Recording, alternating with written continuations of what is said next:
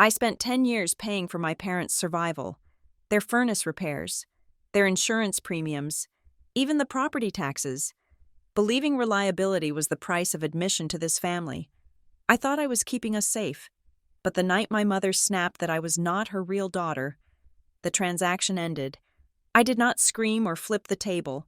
I simply stopped signing the checks and waited for the lights to go out on their carefully constructed lie.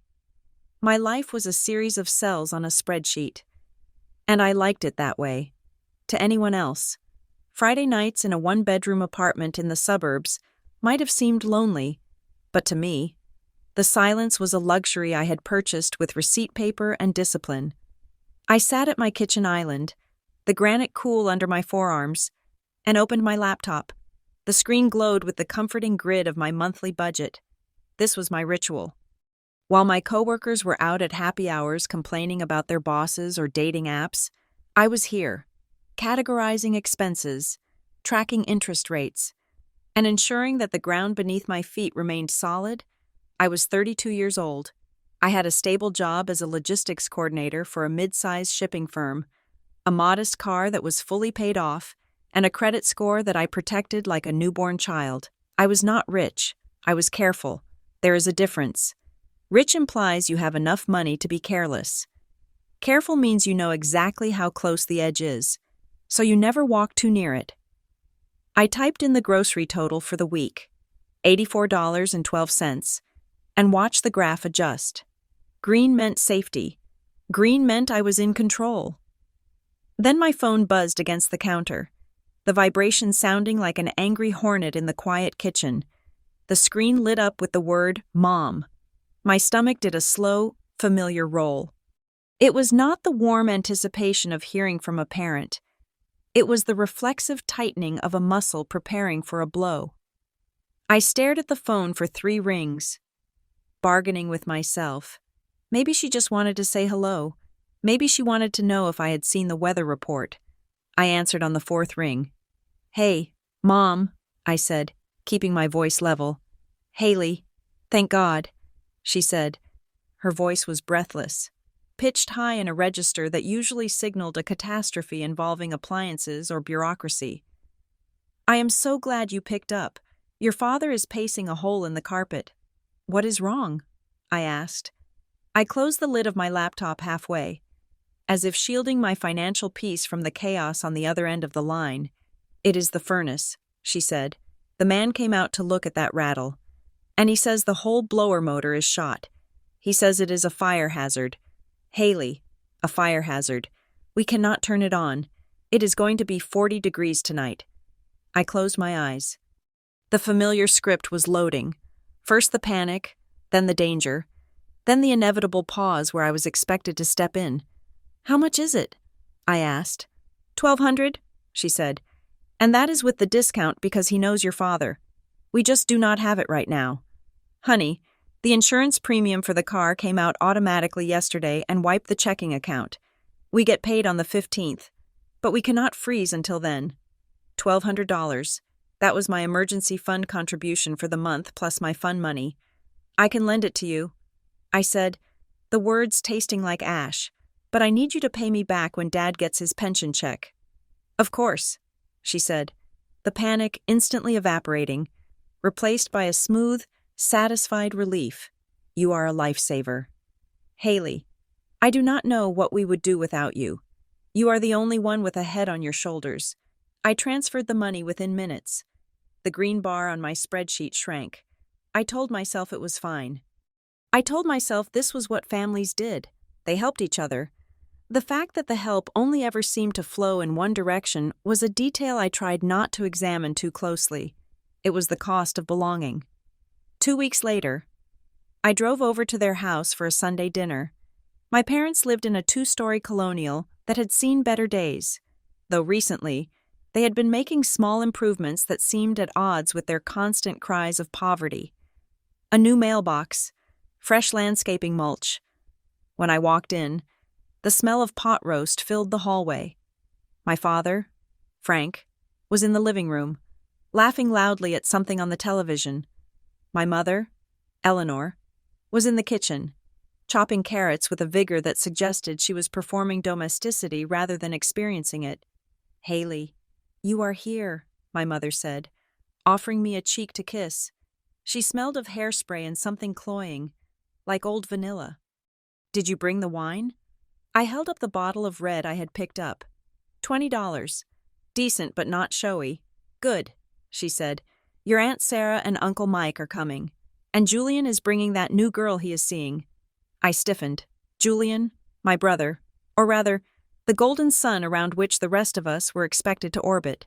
Julian was 28, charming, and perpetually between successes. He had a way of looking at you that made you feel special. Right up until he asked for a favor. I went into the living room to greet my father. He did not get up from his recliner. "Hey, kid," he said, gesturing with his beer. "Thanks for that thing with the furnace. Thing is running like a dream now. You are welcome." "Dad," I said, "did you get the pension check yet?" He waved a hand, dismissing the question as if it were a fly. "Oh, you know how the bank holds these things. Give it a few days. Dawn is coming over?" "Yeah," I said. "Aunt Sarah, too." "Great," he said, turning his eyes back to the screen. The evening proceeded with the scripted predictability of a sitcom rerun. We sat around the dining table, the roast beef dry, the wine flowing fast.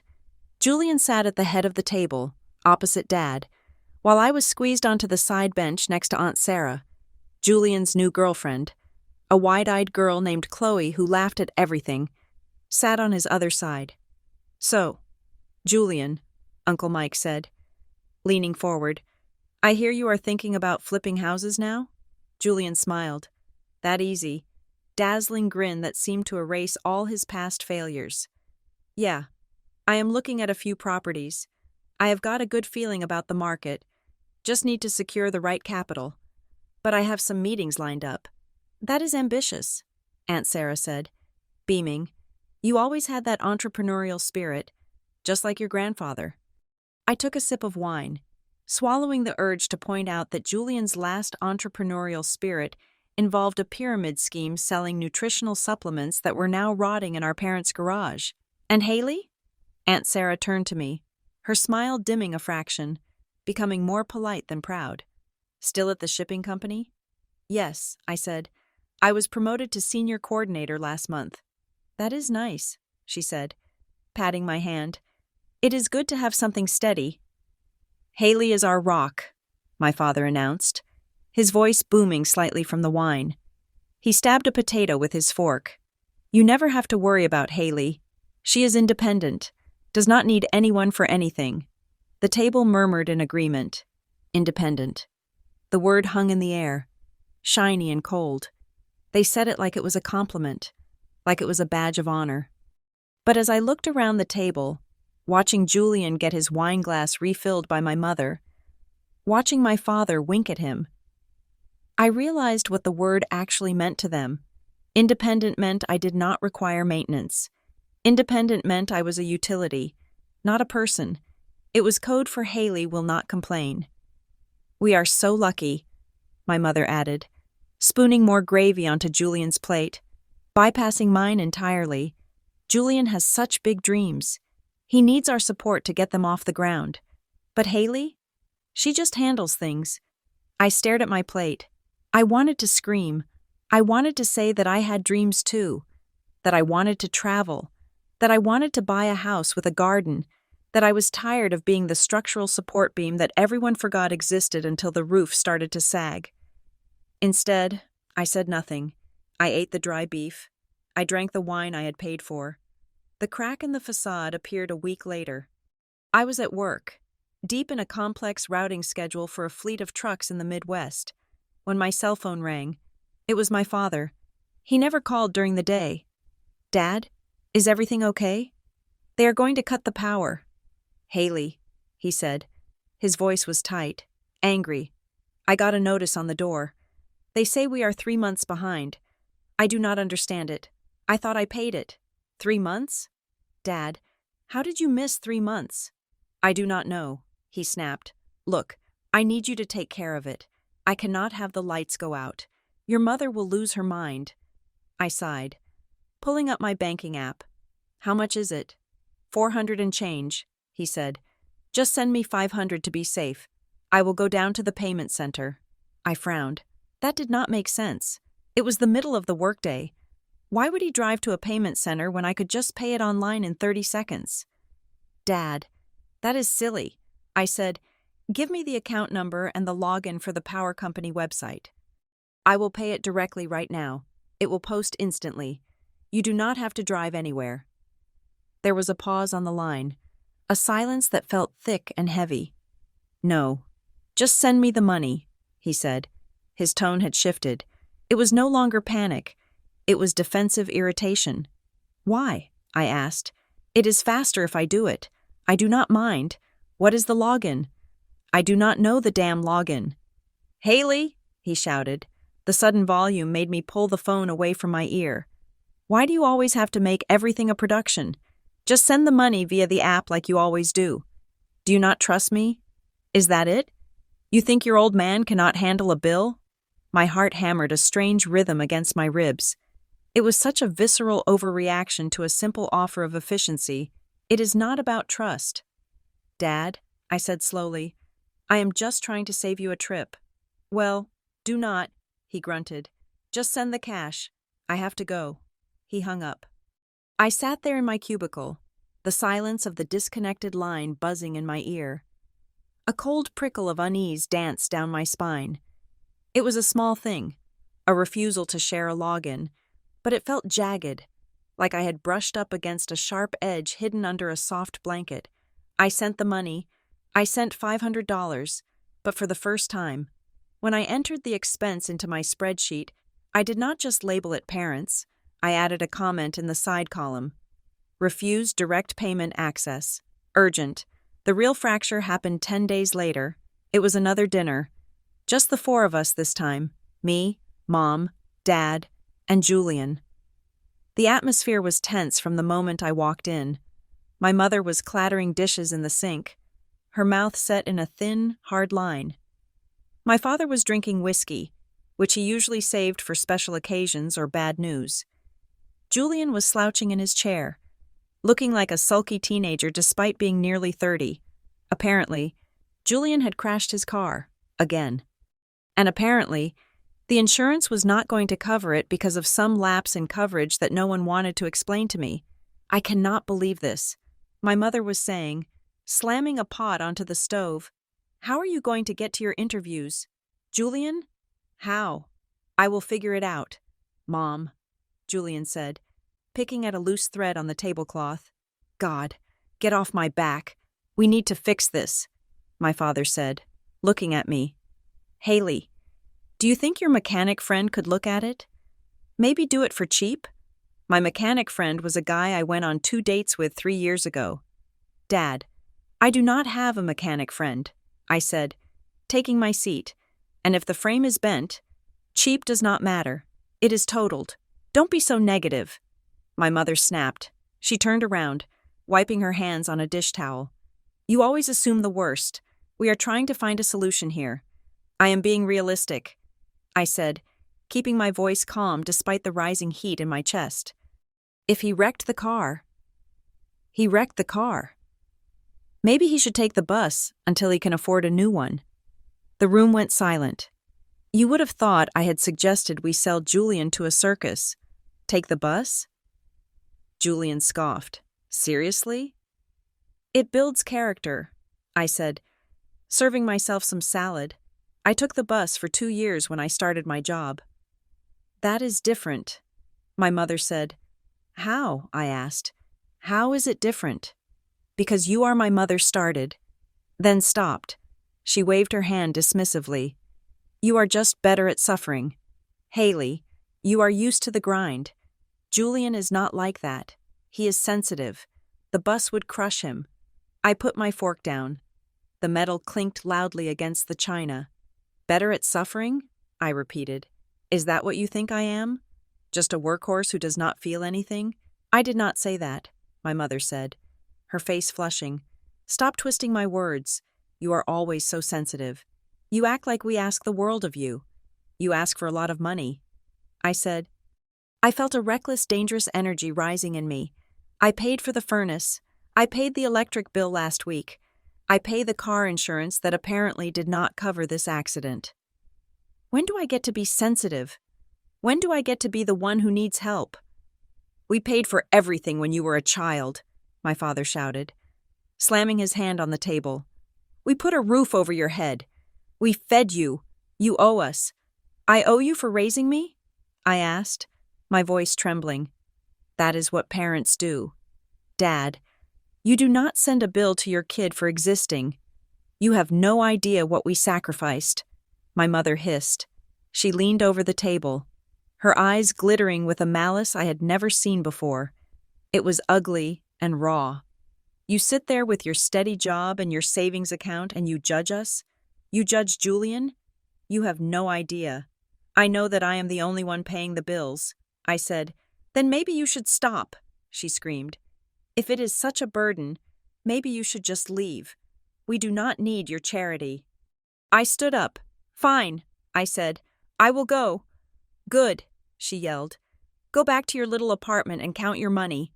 You are cold. Haley, you have always been cold. I am responsible, I shouted back. Someone has to be. You are not even my real daughter. The words cracked through the room like a gunshot. The silence that followed was instant and absolute. It sucked the air out of the room. I stood frozen, my hands gripping the edge of the table so hard my knuckles turned white. My mother stood there, her chest heaving, her hand covering her mouth as if she could physically shove the words back in. Her eyes were wide, terrified. I looked at my father. I waited. I waited for him to laugh, to say, Eleanor, you are crazy, to say, Haley, do not listen to her. She is just upset. He did not look at me. He looked at his whiskey glass.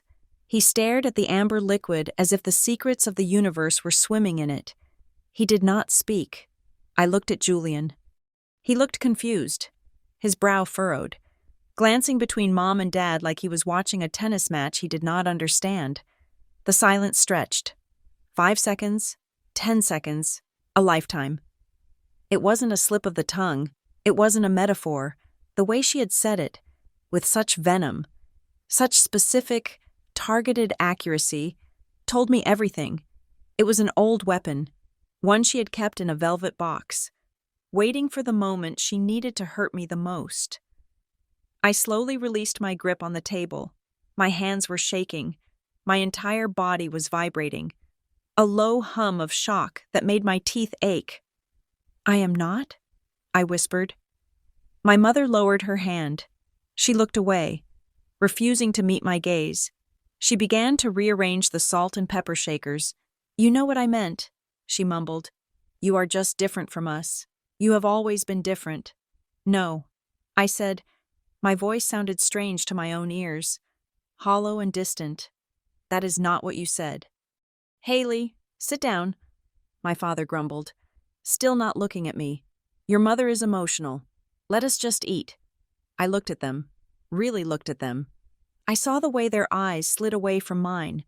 I saw the fear behind the anger, and I felt a strange, cold clarity wash over me. It was like the fever broke. I am leaving, I said. I grabbed my purse. I did not wait for them to answer. I walked out of the dining room, down the hallway with the fresh paint I had probably paid for, and out the front door. I got into my car and locked the doors. I sat there for a moment, my hands gripping the steering wheel, gasping for air. I felt like I had been punched in the gut. Not even my real daughter.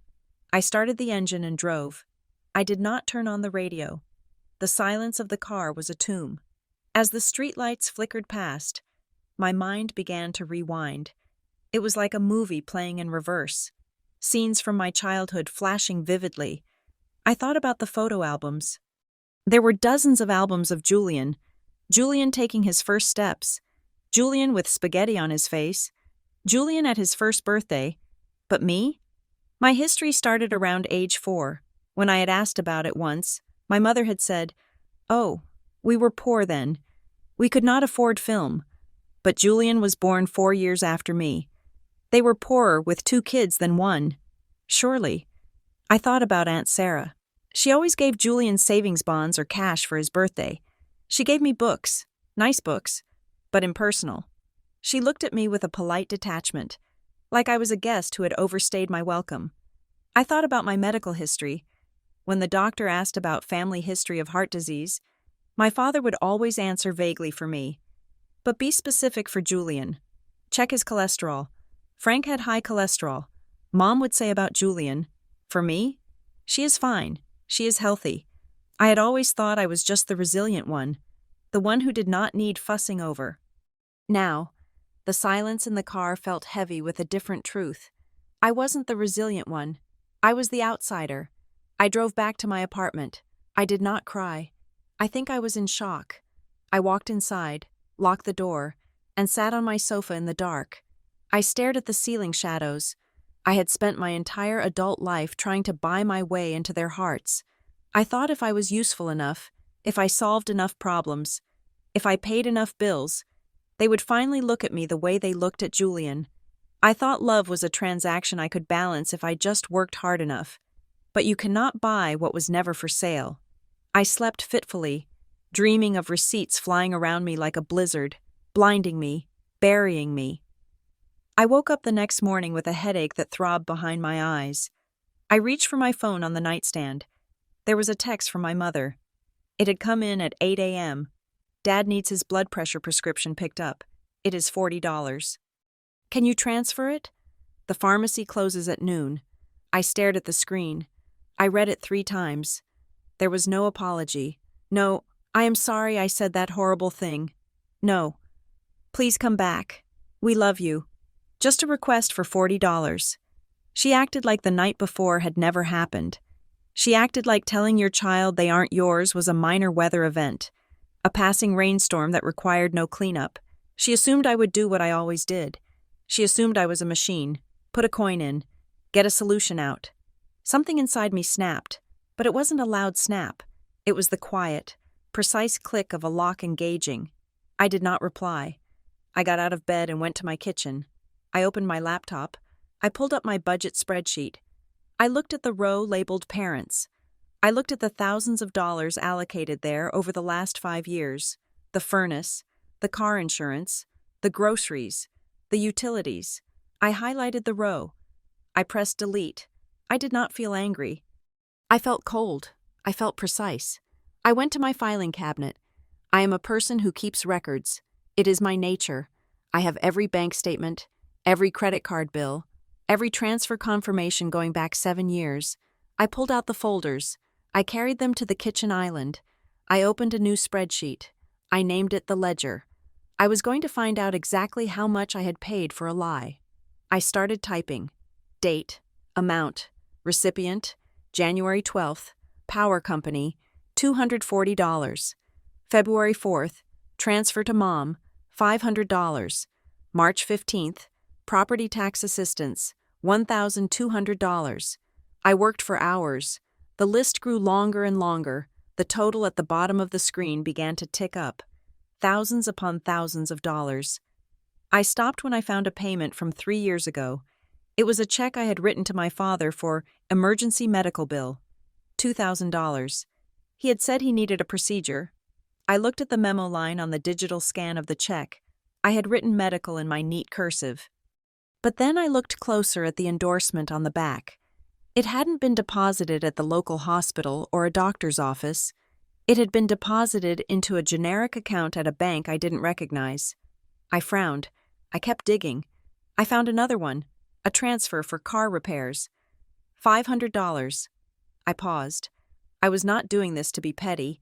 I was doing this because if I wasn't their daughter, then I was just a financier, and a financier has a right to audit the books. I typed another entry. I felt a grim satisfaction. They wanted independence.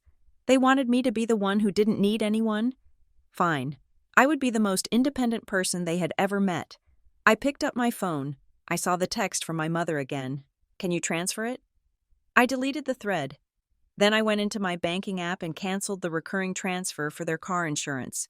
I canceled the scheduled payment for their internet bill. I sat back, the silence of the apartment wrapping around me. It felt different today. It didn't feel lonely. It felt like a fortress. Let the lights go out. I whispered to the empty room. I was done paying for the privilege of being lied to. I turned back to the spreadsheet, my fingers hovering over the keys, ready to uncover the next line item in the cost of my life. The excavation had begun. The silence I had purchased lasted exactly 72 hours. I expected a cooling-off period. I expected my parents to perform a synchronized routine of wounded pride, giving me the silent treatment for a week or two until they felt I had been sufficiently punished for my outburst. That was their usual pattern. Freeze me out, wait for my guilt to metastasize, and then graciously accept my apology along with a check. But this time was different. On Tuesday morning, 3 days after I walked out of their house, my phone began to vibrate with the frantic intensity of a device possessed. It was not just one call, it was a barrage. 7 missed calls from my mother, 3 from my father, 2 from the landline. I was at my desk, staring at a routing map for a shipment of medical supplies to Denver. When the landline rang again, I watched the screen light up. Mom, I let it go to voicemail. 5 minutes later, a text message appeared. Pick up. It is an emergency. The water company sent a notice. They are going to shut it off today. I stared at the words. A shut-off notice? Today? That was impossible. Utility companies did not shut off water 3 days after a missed payment. They sent warnings. They sent pink slips. They added late fees. The process took months. If they were receiving a shut-off notice today, it meant the bill had not been paid in a very long time. But I had given them money for the water bill last month. I had transferred $200 specifically for that purpose. I felt a cold knot tighten in my stomach. It was not fear. It was the sickening sensation of realizing the math did not work. I picked up the phone on the next ring. Hello? Haley? My mother's voice was a shriek, ragged and high. Where have you been? I have been calling you for an hour. They are going to turn the taps off. Your father is in the bathroom, and if the water stops while he is in the shower, I do not know what he will do. He has high blood pressure. Haley.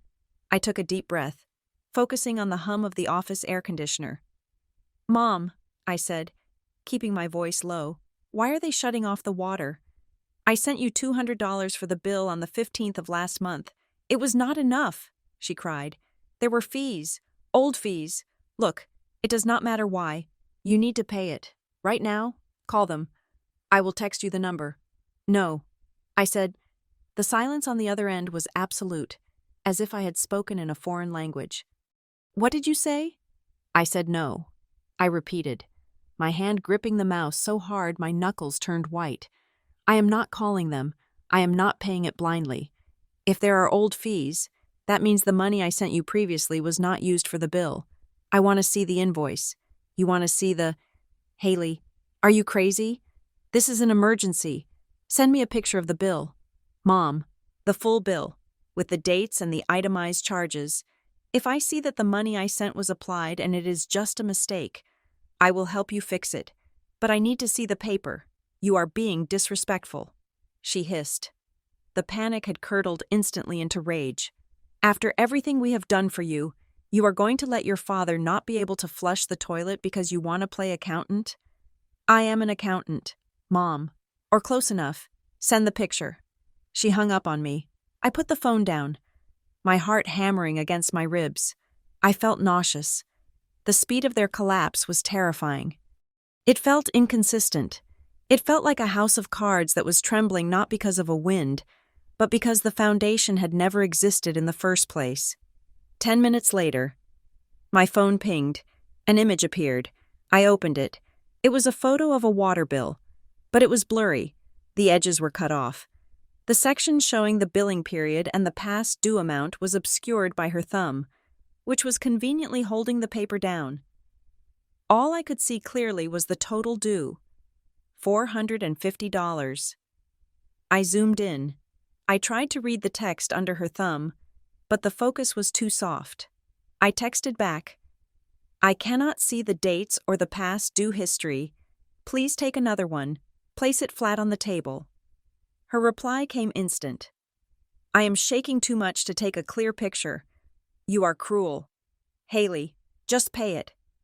I did not reply. I turned my phone over. Screen down. I did not pay it. That afternoon, I left work early. I could not concentrate. The numbers on my logistics screens were blurring together. I drove home in a daze, the city passing by like a gray smear. When I got to my apartment, I opened my laptop. I went back to the ledger. I had spent the last 2 nights building it, entering data from my bank statements going back 5 years. The total at the bottom of the column was no longer a vague estimation. It was a hard, cold fact. $72,480. That was the number. Over 5 years. I had given my parents over $70,000. I sat back in my chair, the breath leaving my lungs in a long, shuddering sigh. It was not rage that washed over me. It was grief, a deep, heavy sorrow that settled in my bones. I could have put a down payment on a house. I could have gone back to school for my MBA. I could have traveled to Italy like I had always wanted. But more than the lost money, I grieved the person I had been. I grieved the Haley who had been so easily trained to minimize herself. I had been a vending machine. They pressed a button.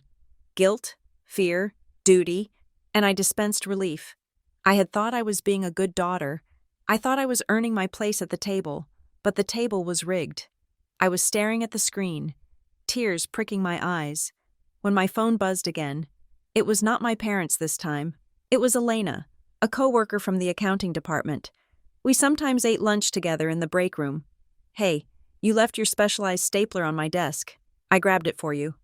Also, you looked like a ghost today. Everything okay? I hesitated.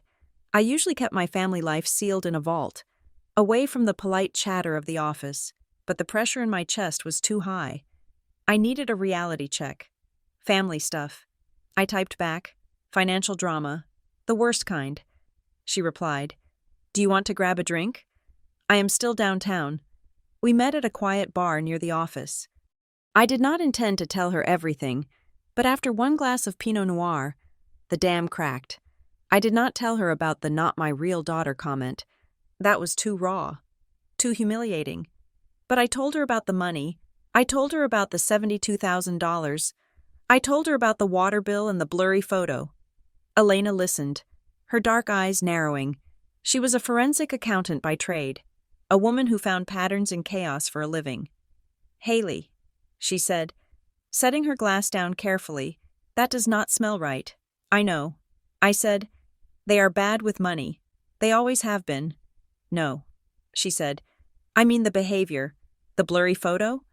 That is classic obfuscation. And the immediate crisis?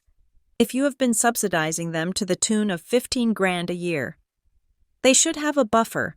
If they are collapsing 3 days after you cut them off, it means they are running a deficit that is much larger than just utilities and groceries. What are you saying? I asked. I am saying you need to protect yourself, she said. Have you checked your credit report recently? I frowned. My credit? No. I mean, I check my score on the banking app, but I haven't pulled the full report. Why? Because financial abuse in families is common, she said, her voice gentle but firm, and if they are desperate, and they have your social security number. I recoiled. No, my parents are messy. Elena, and they are manipulative, but they aren't criminals. They wouldn't steal my identity. You are probably right, she said, but check anyway. For peace of mind. I went home and did exactly what she said. I sat in the dark living room, the blue light of the laptop illuminating my face. I navigated to the annual credit report site. I answered the security questions, my first car, my high school mascot. I hit generate. The report loaded. A dense wall of text. I scrolled through. My car loan was there, paid in full. My student loans, paid in full. My credit cards, low balances, perfect payment history. I felt a wave of relief. Elena was wrong. My parents hadn't taken out loans in my name. There were no secret credit cards maxed out at casinos. But then I reached the section labeled Personal Information.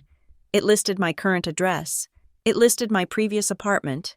And then, it listed a third address. 1400 Oakwood Drive. Suite 404. I stared at it. I had never lived on Oakwood Drive. I didn't even know where Oakwood Drive was. I opened a new tab and typed the address into a search engine. It wasn't a residential house. It was a mail center in a wealthy suburb about 40 minutes from where my parents lived. A place where you could rent private mailboxes that looked like street addresses. Why was my name associated with a private mailbox in a town I never visited? I scrolled down further to the inquiries section. Most were standard. Credit card companies doing soft pulls for promotional offers. But there was one from 4 years ago. Account review. Horizon Trust. I didn't bank with Horizon Trust. I closed the laptop. My hands were trembling again. It wasn't fraud in the traditional sense. No one had bought a boat in my name. But it was a thread, a loose thread that, when pulled, suggested a tapestry I couldn't see. I needed to see their house. I needed to see them. Not to fight, but to look. I needed to look at their lives with the new eyes I had acquired. The eyes of an auditor. I drove over the next evening, unannounced. I parked my car down the street, just in case they were looking out the window. I walked up the driveway. The house looked the same as always. A little tired. The paint peeling slightly on the trim. It was the house of people who were struggling. I unlocked the front door with my key. "Mom? Dad?" I called out. There was a scramble in the kitchen. My mother appeared in the hallway, wiping her hands on her apron. She looked flushed, caught off guard. "Haley," she said, "we didn't know you were coming. Did you bring the check for the water?" I walked past her into the kitchen. "No, Mom. I came to see if the water was actually off." I walked to the sink and turned the handle. A strong, clear stream of water burst forth. She stood behind me, wringing her hands. "Well, your father went down there. He talked to them. He worked something out. A payment plan." I turned off the faucet. I looked at her. "A payment plan requires a down payment. Mom, where did you get the money if you were broke yesterday?" "We scraped it together," she snapped. "We sold some things. My jewelry. Not that you care." I looked around the kitchen. It was the same cluttered space it had always been. But as I looked closer, I saw things I hadn't registered before. There was a new espresso machine on the counter. Chrome, shiny, digital display. It looked like it cost $500. There was a new rug under the kitchen table. Thick wool. Intricate pattern. I walked into the hallway. "Haley, what are you doing?" my mother demanded. "Following me. You cannot just barge in here and inspect us like we are tenants." I stopped in the hallway. On the wall, nestled between the framed photos of Julian, was a new plaque. It was small, discreet, made of heavy glass. Sustaining Member 2024, the Heritage Foundation. I stared at it. "What is this?" I asked. My father came out of the living room then. He looked tired, his eyes baggy. He was holding a glass of scotch. "It is nothing," he said gruffly. "Just a thing from work. An old award. It says 2024, Dad." I said, "And you retired 6 years ago." "What is the Heritage Foundation?" "It is a charity," my mother interjected, stepping between me and the plaque. "For veterans. Your father gives a little bit when he can. It is $10 a month." "Haley, do not make a federal case out of it. $10 a month gets you a glass plaque?" I asked. I turned and walked into the living room. "Haley, get out!" my father shouted. I stopped. In the corner of the living room, there was a stack of boxes. They were from a high-end tile company, Italian marble. I pointed to them. "You are renovating the bathroom?" "No," my mother cried. "Those are for your Aunt Sarah. She bought them and she is storing them here because her garage is full." I looked at my father. "Is that true? Dad? Aunt Sarah is storing marble tile here?" He looked at me, then at the floor. He took a sip of his scotch. "No," he muttered. "We got a deal on them. Clearance. For the master bath. The floor is rotting out. Haley, we had to do something." My mother spun on him. "Frank, we told her—" I caught it. The look she shot him. It wasn't just annoyance. It was fear. They hadn't coordinated their stories.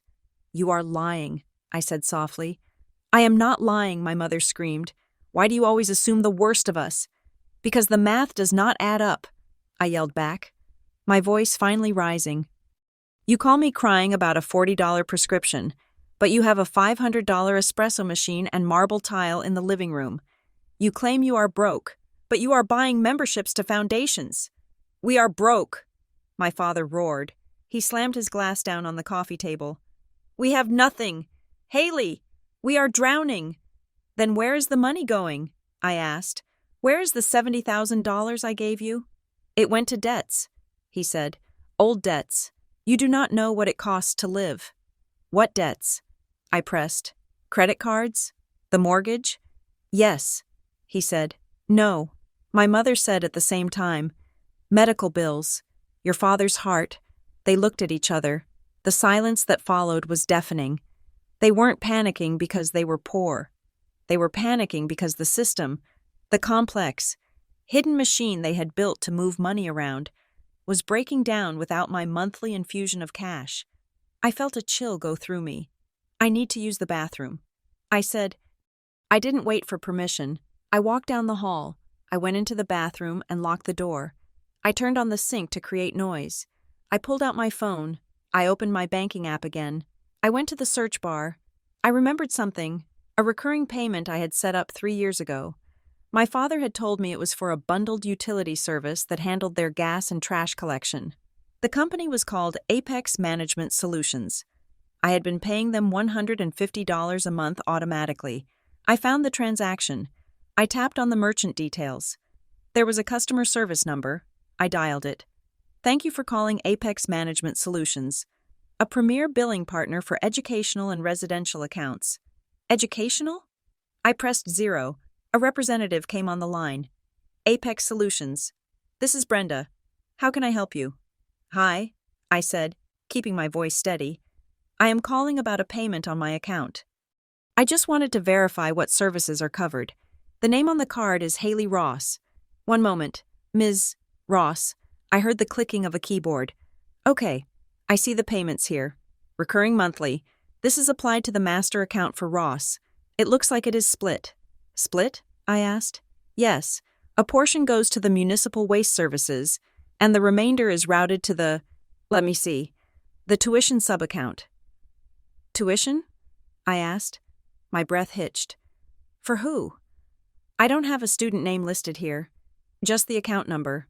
It's for the St. Jude's preparatory account. St. Jude's? That was a private school. An expensive one. Is there a name? I asked again. Please, I am sorry. Ma'am, I can only see the billing codes. I hung up. My hands were shaking so hard I almost dropped the phone. Tuition. I had been paying tuition. For who? Julian was 28. I was 32. There were no other children. Unless, you are not even my real daughter. The thought slammed into me. I unlocked the bathroom door. I stepped out into the hallway. I could hear my parents arguing in the kitchen. Their voices were low, furious hisses. I did not go to the kitchen. I went to the study. It was a small room where my father kept his papers, a messy desk, a dusty computer, and a metal filing cabinet in the corner. I knew where he kept the family files. Bottom drawer. I opened it. The metal runners squeaked. I heard the kitchen argument stop. Who is in there? My father yelled. I worked fast. I flipped through the hanging folders. Taxes 2020, taxes 2021, car insurance, house deed. My fingers walked over the manila tabs, and then I stopped. There was a folder labeled Haley. I pulled it out. It was thin, disappointingly thin for 32 years of life. I heard footsteps in the hallway. Heavy, fast footsteps. I opened the folder. Inside, there were no baby photos, no birth certificate, no immunization records. There was only a single, large envelope. It was sealed with red tape. The return address in the corner was for a government agency I didn't recognize. Department of Family Services, Sealed Records Division. And stamped across the front of the envelope in red ink was one word. Amended. Haley. My father appeared in the doorway. His face was purple. Put that back, he shouted. I looked at him. I held the folder against my chest. What is this? Dad? I asked. What is amended? Give it to me. He lunged forward. I took a step back, dodging his grasp. I am taking this. I said, You cannot take that. It is my property. It has my name on it. I yelled. My mother appeared behind him. When she saw the folder in my hands, the blood drained from her face. She didn't look angry anymore. She looked destroyed. Frank, she whispered. Frank, she has it. My father stopped. He was breathing hard, his chest heaving. He looked at the folder, then at me. If you open that, Haley, he said, his voice dropping to a growl, you are going to regret it. You think you want the truth? You don't. You are opening a door you can never close. I looked at the envelope. I felt the weight of it in my hands. It felt heavier than paper. It felt like a bomb. I opened the door already. Dad, I said, you just didn't think I would walk through it. I walked past them. They didn't try to stop me this time. They stood in the doorway of the study, frozen, watching me leave like they were watching a funeral procession. I walked out of the house, clutching the folder so tight the edges cut into my skin. I got into my car. I threw the folder onto the passenger seat. I started the engine. I didn't look back. I did not open the envelope. It sat on my passenger seat like a radioactive isotope, humming with a thread I couldn't quite name. I drove home, carried it inside, and placed it in the center of my dining table. Then I sat down and stared at it for an hour. The logical part of my brain, the part that balanced spreadsheets and tracked shipping containers, screamed at me to tear it open. I needed data. I needed facts. But the other part of me, the child who had spent 32 years trying to earn her place in a family that viewed her as a tenant, was paralyzed. If I opened it, the not real daughter insult would stop being a weaponized comment and start being a documented reality. As long as the seal was unbroken, I could pretend my father was just angry, that my mother was just dramatic. I could pretend I belonged, so I didn't touch it. Instead, I went back to the one thing I could control, the money. I opened the ledger on my laptop. The cursor blinked at the end of the long, damning list of transactions. I had the raw data, but I hadn't looked for the rhythm yet. Financial fraud, like music, always has a beat. I sorted the payments by month. I scrolled. I frowned. There was a pulse.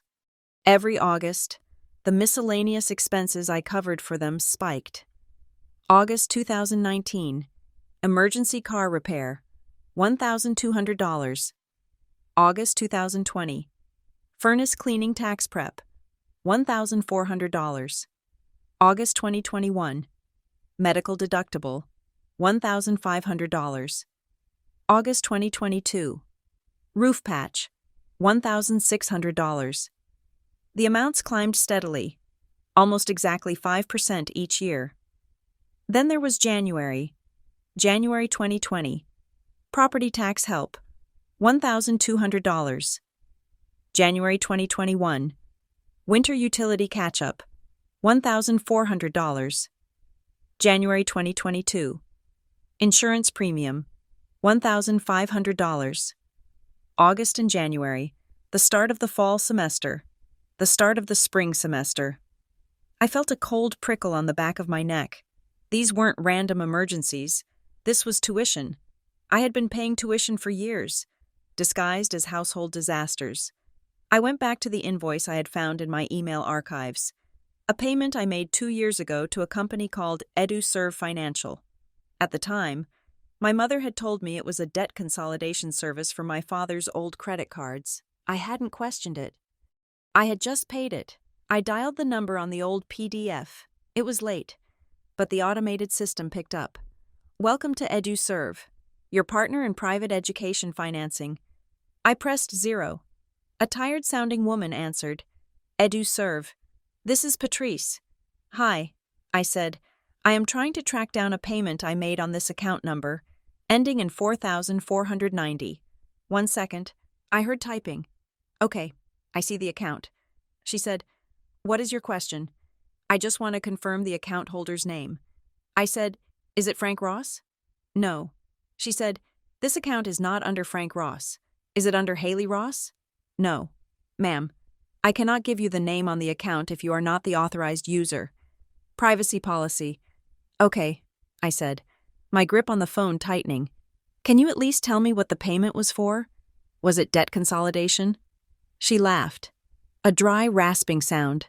Honey, we are a tuition billing service for private K-12 schools. We do not do debt consolidation. This payment was for, let's see, student services and technology fees. My stomach dropped. Thank you, I whispered. I hung up. I sat there in the silence of my apartment. The evidence was piling up around me like snowdrifts. August, January, tuition, technology fees. My parents were not broke. They were funding a life, just not mine. I needed to look them in the eye. I drove over the next day after work. I didn't call first. I wanted to catch them in the space between their lies. When I walked in, the house was quiet. My mother was in the living room, folding laundry on the sofa. She jumped when she saw me. Haley, she said, clutching a towel to her chest. You scared me. I stood in the doorway. I didn't come in further. We need to talk about the money. Mom, I said. She let out a heavy sigh, dropping the towel. Are you still on about that? We told you. Haley, it went to debts. Your father made some bad investments years ago. We have been drowning for a decade. I found the pattern. Mom, I said, keeping my voice level. August and January, every year. The amounts go up by 5%. That is not debt. That is tuition. Her face went still. It was a mask-like stillness, the kind you see on a poker player who has just realized their opponent can see their cards. You are imagining things, she said. You are obsessed. I called the billing company. I continued. EduServe. They said it is for private schools. Who are you paying tuition for? She stood up. She walked over to the window and looked out at the street. Her back was to me. You think you are so smart, she said, her voice shaking. You think you can just come in here with your spreadsheets and your questions and judge us, after everything we did for you? There it was, the pivot. I am not judging you. Mom, I am asking a question. Who is the student? We took you in. She spun around, her eyes wet with angry tears. We fed you. We clothed you. We gave you a home when no one else wanted you. And this is how you repay us? By interrogating us over a few dollars? It is $70,000. Mom, it is money, she screamed. It is just money. What is money compared to a family? Compared to a mother's love? But you are not my mother. Are you? I asked quietly. You said it yourself, not your real daughter. She froze. For a second, I saw a flicker of regret, but she crushed it instantly, replacing it with indignation. I was angry. She spat. People say things when they are angry, but you are cold. Haley, you calculate everything. You don't understand sacrifice. We protected you. We protected you from the truth because we loved you. What truth? I asked. She clamped her mouth shut. She crossed her arms. I am done talking about this. Get out of my house. I looked at her. I realized then that she would never tell me. She would burn the house down with both of us inside before she admitted she was wrong. I left. That night, my phone buzzed with a text from an unknown number. It is Aunt Sarah. I heard about the dinner and the fighting. I stared at the screen. Aunt Sarah was my mother's sister. She was the one who always treated me like a guest. The one who gave me polite, impersonal books for Christmas. I typed back, Did they tell you what they said to me? They said you are having a breakdown. She replied. They said you are off your meds and demanding money from them. I laughed out loud, a harsh, bitter sound. Of course, they were painting me as the unstable one, the greedy one. It was a preemptive strike. I am not on meds, Sarah, and I am not demanding money. I stopped giving it to them. The reply bubbles appeared, then disappeared, then appeared again. Haley, listen to me. I know you are hurting, but you need to stop digging. Your mother is not built for this. She will scorch the earth before she admits anything. She has secrets that are older than you. Just walk away. For your own sake, what secrets? I asked. The kind that don't have happy endings. She wrote, "Just let it go." I put the phone down. Let it go. That was what everyone wanted. They wanted me to be the good, quiet girl who paid the bills and didn't ask questions. They wanted me to swallow the mystery of my own existence so they could keep their comfortable lies intact. I looked at the envelope on the table. I was done being the good girl. I grabbed a letter opener from my desk drawer. The metal felt cold and heavy in my hand. I sat down at the table. I slid the blade under the flap of the envelope. Rip. The sound was loud in the quiet room. I reached inside and pulled out the papers. They were old. The paper was slightly yellowed, smelling of dust and government archives. The top document was titled, "Petition to Amend Birth Record." It was dated 28 years ago. I would have been 4. I scanned the text. It was dense legalese, full of heretofore and aforementioned. But then my eyes caught the summary paragraph, requesting the removal of biological parental identifiers for the minor child. Haley redacted, and the issuance of a new birth certificate listing Frank Ross and Eleanor Ross as parents of record, pursuant to the sealing order of Case 44-902-B, adoption. I let out a breath I didn't know I was holding. Okay, I was adopted. I had suspected it. It wasn't a shock. It was a confirmation. But then I turned the page. There was a second document, a motion to modify sealing order. This one was dated much later, 8 years ago. Petitioner requests access to sealed medical and lineage records for the purpose of genetic verification regarding sibling placement. I frowned. Sibling placement? I looked for the petitioner's name. It wasn't me. I hadn't filed this. It wasn't my parents. The name was redacted. A black bar stretched across the line where the name should be. But the reason for the request was visible. To determine biological relation to redacted for the purpose of custodial trust disbursement. Custodial trust. Someone had money for me, or for a sibling. I read it again. Sibling placement. I had a sibling, a biological sibling. And 8 years ago, around the time my parents suddenly started needing help with bills, someone had come looking. I felt a wave of dizziness. I wasn't just adopted. I was part of a set, and my parents had known. They had been part of a court case about it. I looked at the bottom of the page. There was a stamp for the Oak County Department of Family Services. Oak County was 3 hours away. I called in sick to work the next morning. It was the first time in 5 years I had missed a day without being contagious. I drove the 3 hours in silence. The landscape shifted from suburbs to rural highways to the drab gray concrete of the county seat. I walked into the Department of Family Services building. It smelled of floor wax and despair. I took a number and waited 40 minutes until a woman at window 4 called me up. "How can I help you?" she asked. Not looking up from her computer, "I have a question about a sealed record." I said. She sighed. "We cannot open sealed records without a court order." "Honey, you need a lawyer." "I know." I said, "I have the papers. I just want to verify if a case number exists." I slid the yellow document under the glass. She glanced at it, then she looked closer. Her eyes widened slightly. "Where did you get this?" she asked. "My father's desk." I lied. She typed the number into her terminal. Her fingers flew across the keys. She stared at the screen for a long moment. "I cannot show you the file," she said, her voice dropping lower. "It is a level 5 seal.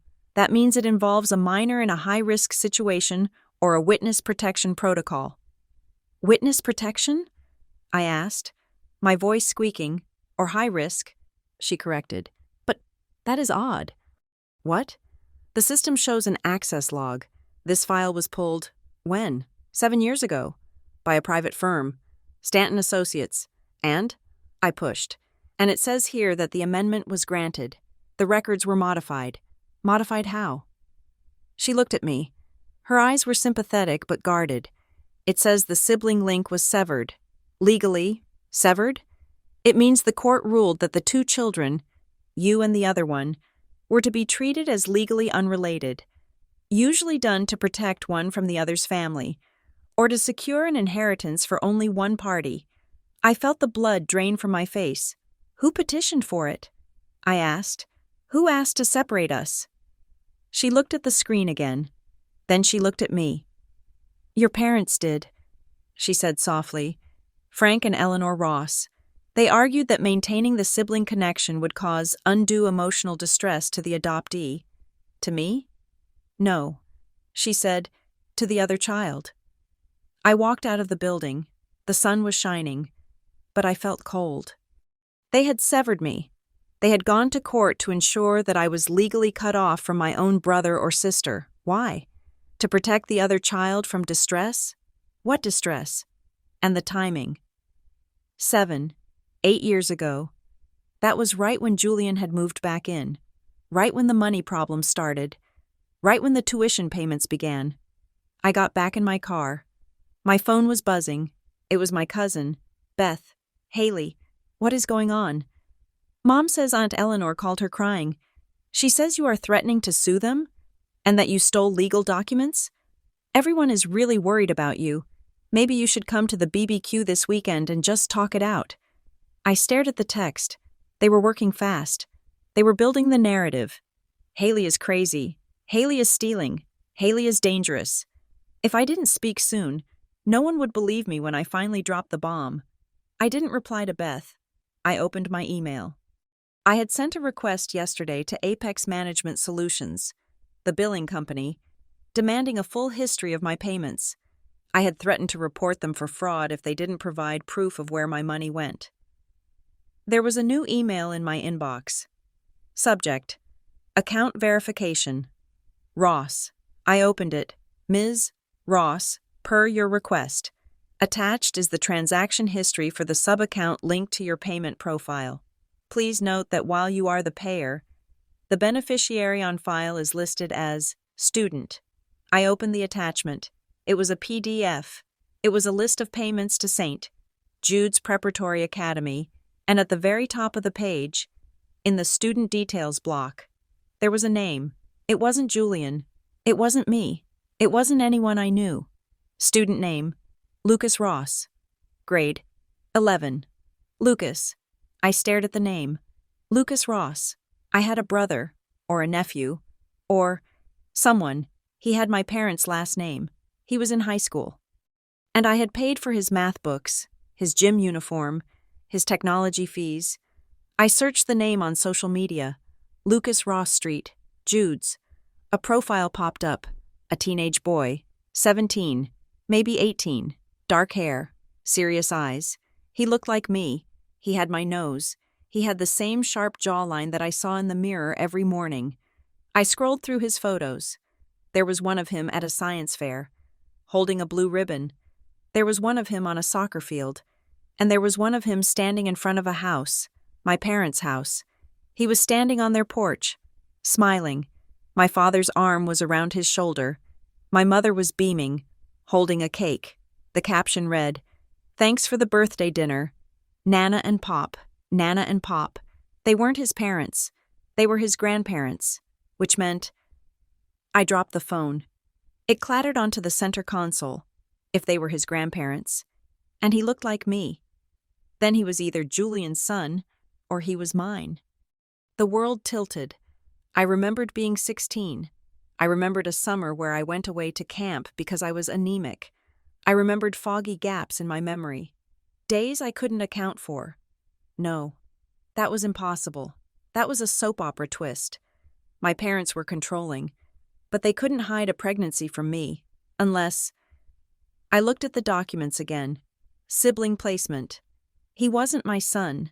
He was my brother, my biological brother. But why did he call them Nana and Pop? And why was his last name Ross? My head was spinning. The pieces were there, but they were jumbled. Adoption, severed ties, tuition, Nana and Pop, and then another notification popped up on my phone. It was an automated email from St. Jude's Academy, because my email address was linked to the billing account. I had triggered a system alert when I requested the records. Dear Parent/Guardian, this is a reminder that the spring semester tuition balance of $4,200 is due by Friday. Please note that failure to clear the balance will result in a suspension of student access to the portal. Student. Lucas Ross, CC, Frank Ross, Eleanor Ross. They were CC'd. They knew I had the bill. They knew I saw the name. The game was over. The silence was broken. I wasn't just a daughter they didn't want. I was the financial engine for the grandson they adored. The grandson they hid from me. The grandson who got the love, the private school, the birthday parties on the porch. While I got the bills, I started the car. I wasn't going to cry. I wasn't going to scream. I was going to find Lucas Ross. I did not drive to St. Jude's Academy immediately. It was a temptation, a physical pull like gravity. But I resisted. Showing up at a high school and demanding to see a student I had no legal relation to would only get me arrested. And that would play perfectly into my parents' new narrative that I was unstable. Instead, I went home and turned my apartment into a war room. I pulled up the website for St. Jude's Preparatory Academy. It was exactly what you would expect. Rolling green lawns, students in navy blazers laughing under oak trees, a crest that looked older than the country. The tuition page was password protected, but a quick search on a parents' forum gave me the number, $32,000 a year. I looked at my spreadsheet, the numbers tracked, the utility catch-ups, the medical emergencies, the tax issues. They all aligned perfectly with the semester payment schedules. But then I saw something on the school's admissions page, a sidebar titled, Financial Aid Sponsorships. St. Jude's is proud to partner with select family foundations to provide legacy scholarships for qualified students. I clicked the link. It listed a dozen charitable organizations, and there, third from the bottom, was the name I had seen on the glass plaque in my parents' hallway, the Oakwood Heritage Trust. I froze. My parents had told me the plaque was for a $10 a month donation to veterans, but here it was, listed as a scholarship partner for an elite private school. I searched for the Oakwood Heritage Trust. It wasn't a public charity. It was a private 501c3 foundation. I pulled their tax filings, public record for nonprofits. The assets were modest, but the disbursement history was singular. They didn't give money to veterans. They didn't give money to homeless shelters. They gave money to one entity, St. Jude's Preparatory Academy. And the primary donor listed on the 990 form wasn't Frank or Eleanor Ross. It was an estate, the estate of Julianne V. Ross. I stared at the name. Julianne. My brother's name was Julian. I had never heard of a Julianne. The structure was becoming clear, like a skeleton revealing itself under X-ray. This foundation was a funnel. Money went in, likely from me, disguised as help for my parents. And money went out to the school, legally laundered through a charitable organization to pay for Lucas Ross. I needed professional eyes. I was good with logistics, but this was legal architecture designed to hide the truth. I made an appointment with a woman named Karen Miller. She wasn't a high-powered litigator in a glass tower. She was a forensic accountant and family law attorney who worked out of a converted brownstone. Elena, my coworker, had recommended her. I sat in her office, clutching my folder of printouts. I laid it all out. The bank transfers, the amended birth record I had stolen, the foundation tax returns, the emails from the billing service. Karen listened without interrupting. She took notes on a yellow pad, her face impassive. When I finished, she took off her glasses and rubbed the bridge of her nose. "You realize what you have here, don't you?" she asked. "I think so." I said, "My parents are using my money to pay for a relative I didn't know existed. It is more than that." "Haley," she said, "this foundation, this Oakwood Heritage Trust, it allows them to bypass gift tax exclusions. If they were paying his tuition directly, and you were giving them the money, the IRS might look at it as income for them, but by funneling it through a charity that pays the school directly, they are creating a tax shelter, and you are the primary donor, but you are not getting the deduction. They are, or the trust is." She tapped the paper. "And this Lucas, if he is listed as a beneficiary of the trust, there is a legal document somewhere that defines his relationship to the grantor." "What do I do?" I asked. "Do I sue them?" "Not yet," she said. If you sue now, they will clam up. They will hide assets. They will claim the money you gave them was a gift with no strings attached.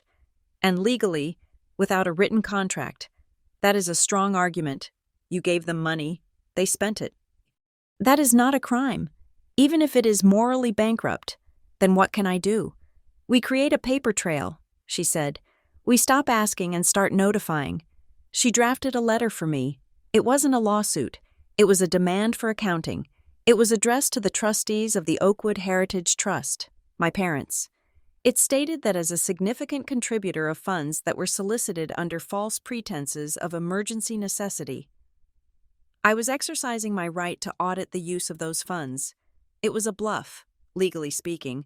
I wasn't technically a donor to the trust. I had given cash to my parents. But they didn't know that I knew the distinction. To them, it would look like I had figured out the whole shell game. Send this via certified mail. Karen said, it forces them to respond on the record. It changes the dynamic from a family squabble to a legal inquiry. I sent the letter on a Thursday. On Saturday, my parents showed up at my apartment. They didn't call. They didn't text. They just pounded on the door at 9 a.m. I looked through the peephole. My father looked haggard, his face gray and unshaven. My mother looked terrifyingly composed, wearing her Sunday church coat. I opened the door, but I kept the chain on.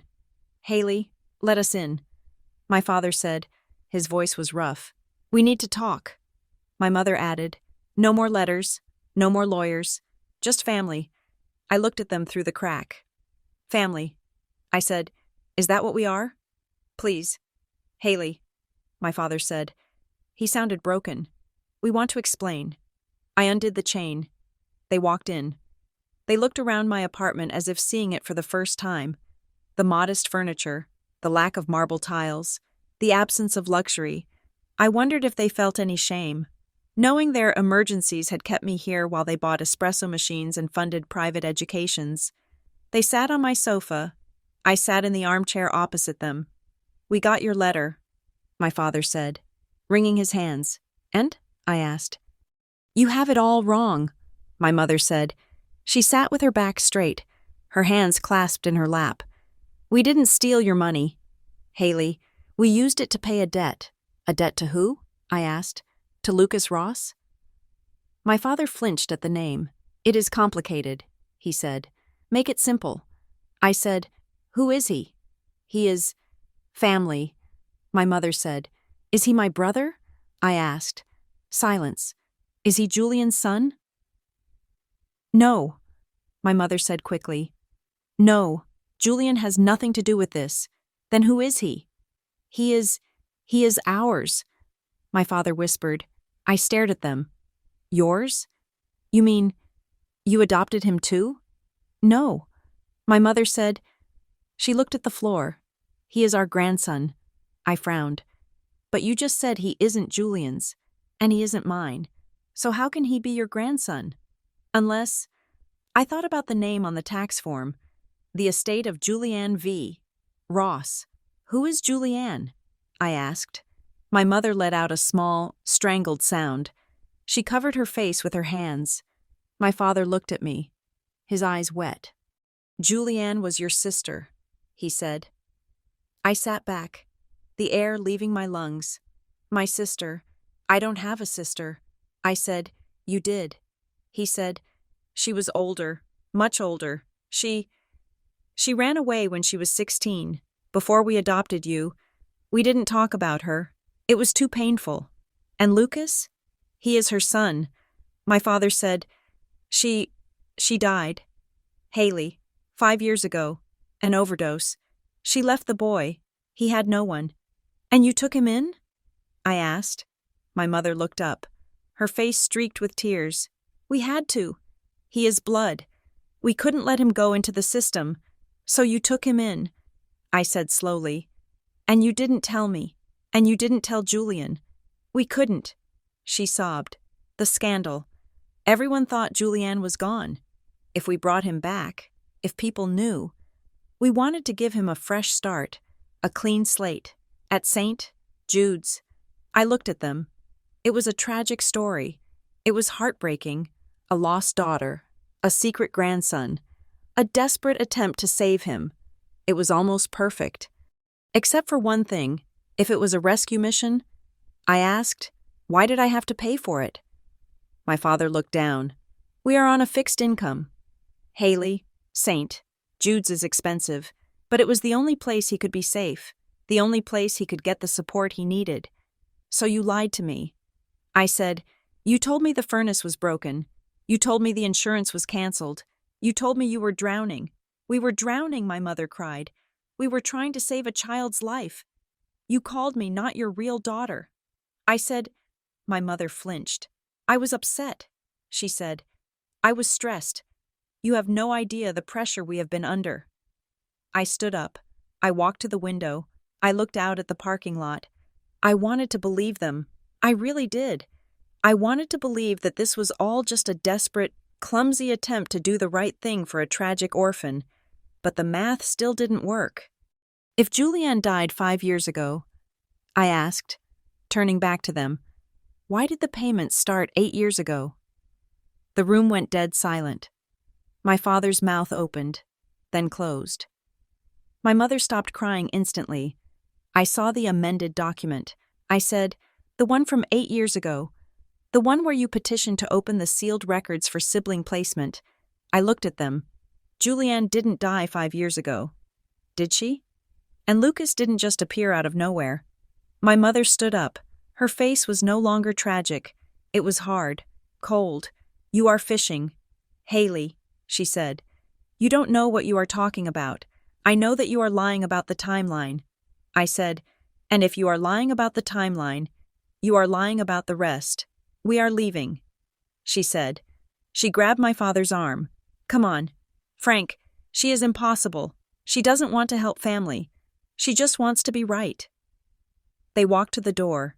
My father paused with his hand on the knob. He looked back at me. There was something in his eyes, not anger, but a deep, profound pity. We did it to protect you. Haley, he said softly. You don't understand now. But you will. Protect me from what? I asked. From knowing that you were never the priority. My mother said. She opened the door and pulled him out.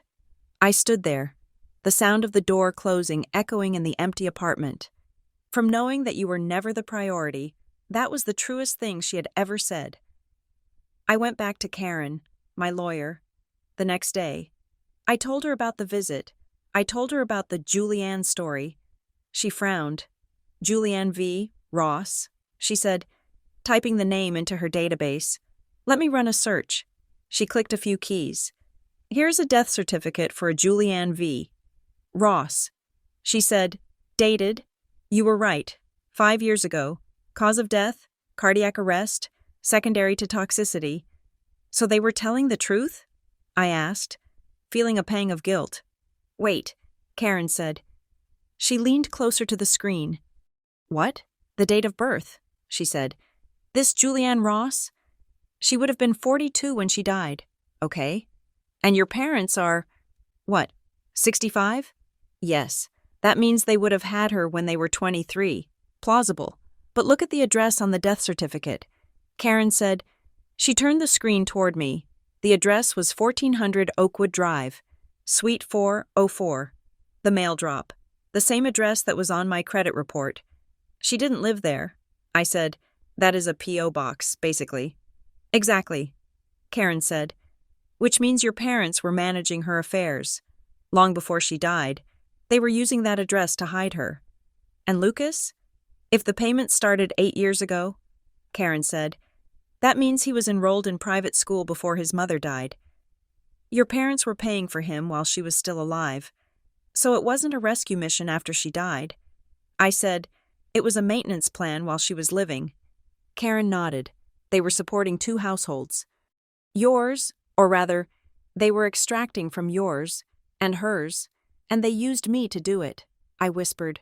I went home. I felt sick. The picture was getting clearer. But the why was still missing. Why hide her? Why hide him? Why treat me like a bank account and him like a prince? That evening, I got a voicemail. It was my father. I sat on the edge of my bed and played it. His voice sounded slurred, like he had been into the scotch again. Haley, it is Dad. Look, your mother. She is furious you are digging. But I can't sleep. You have to understand. Julianne, she was everything to your mother. The first one, the perfect one. And when things went wrong, when she got sick, your mother couldn't let go. She couldn't let the world see the failure. So we hid it. We hid her. And we hid the boy.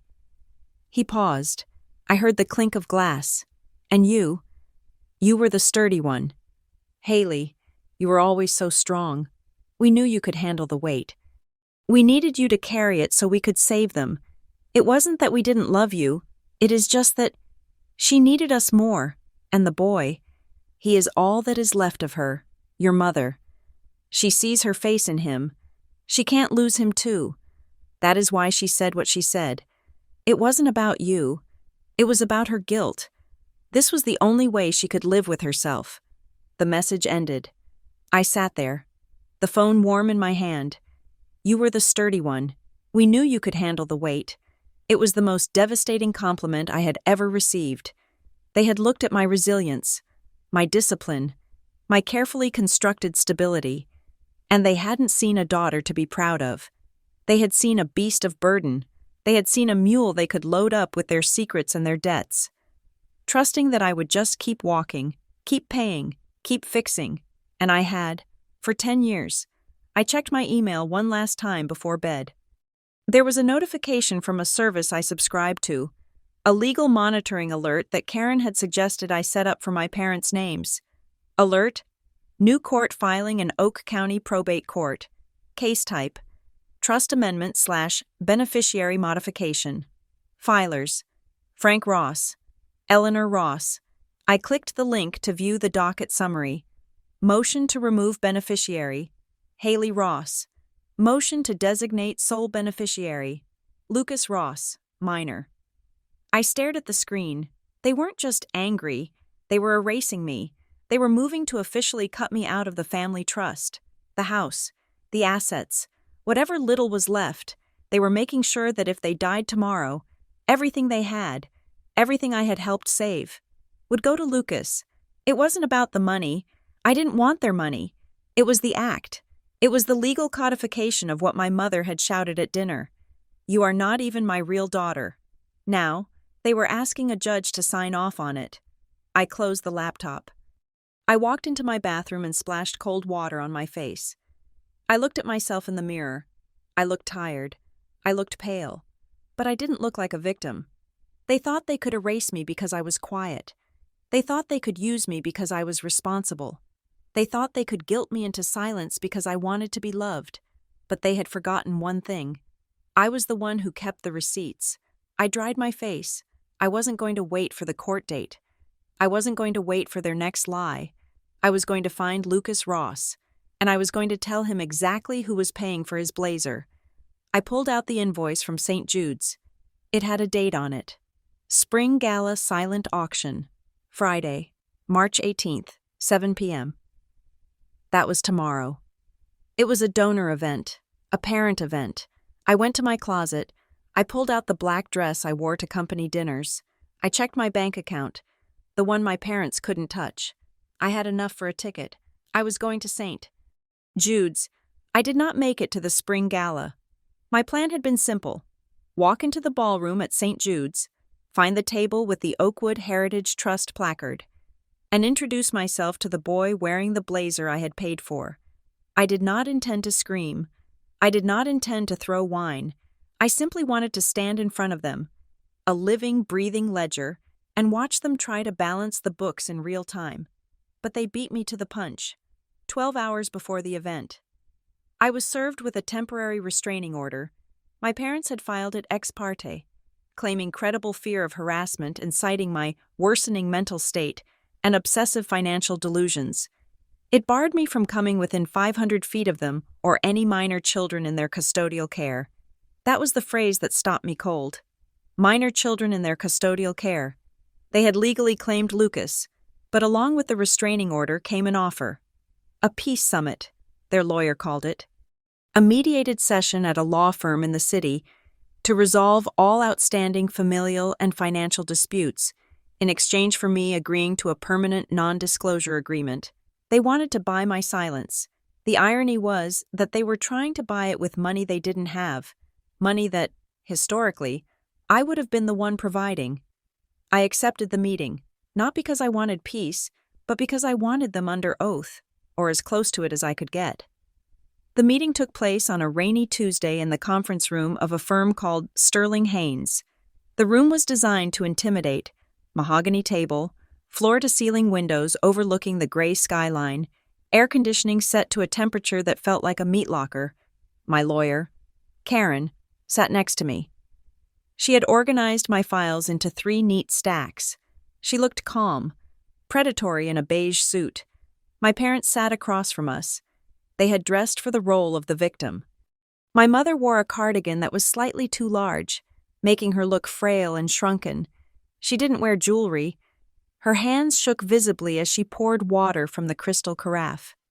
My father wore a suit that was 10 years out of date, fraying slightly at the cuffs.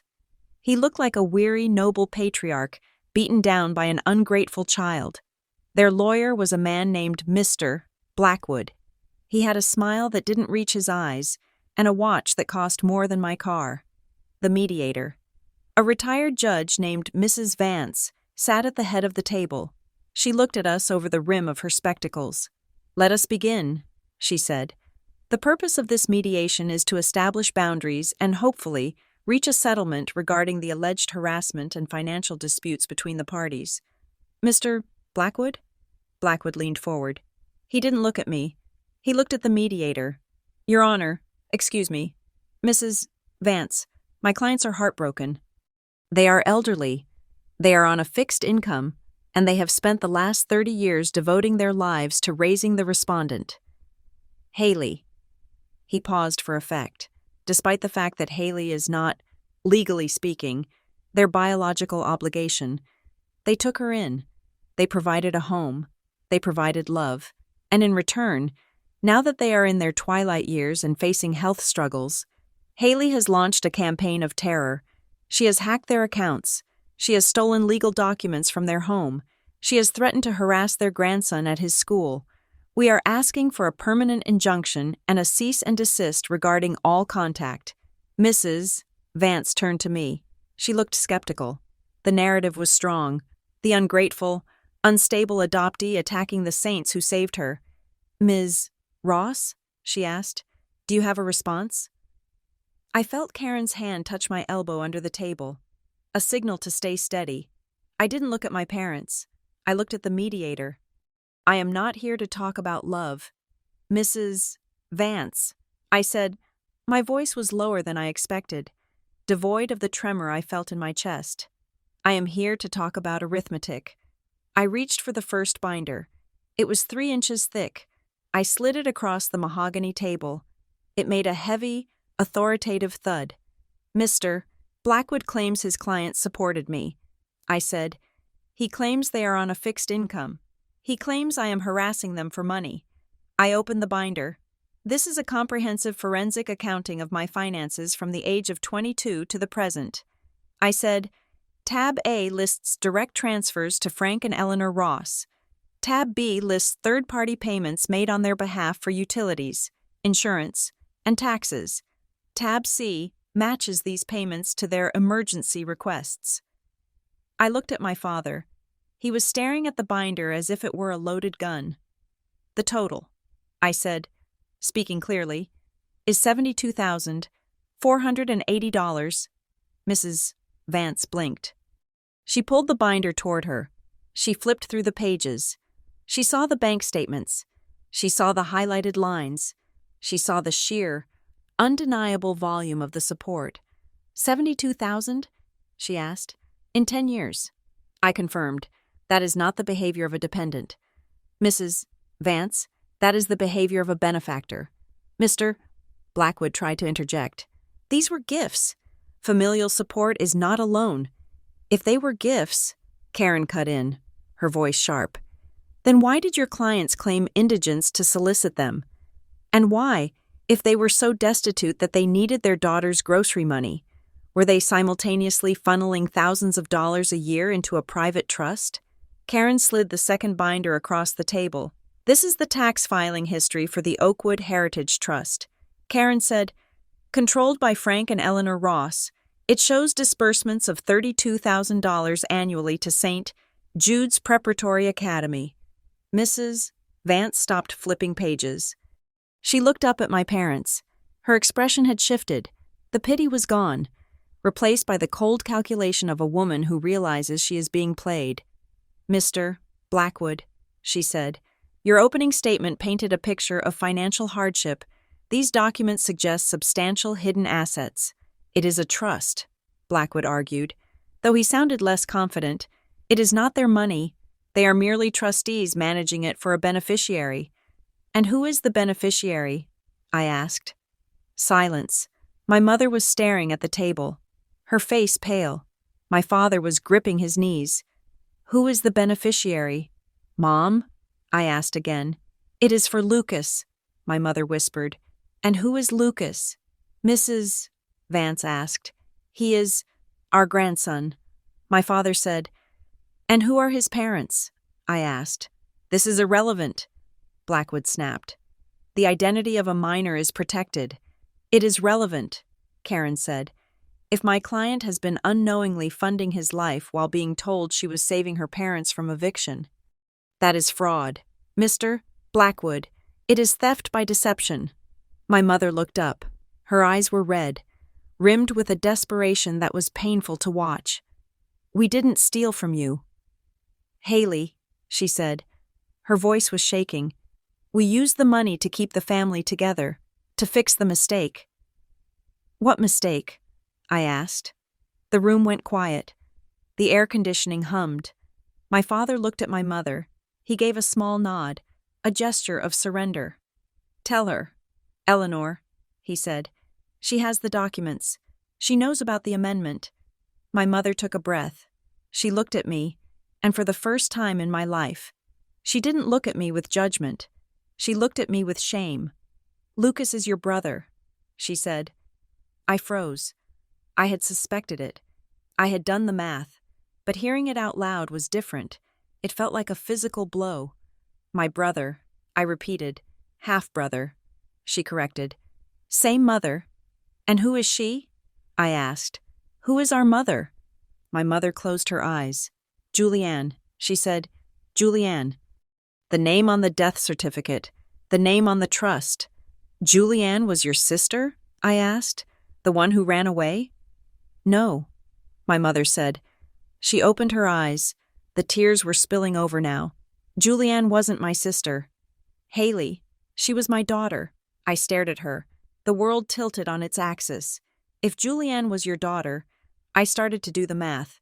She was 15 when she had you, my mother said. 15.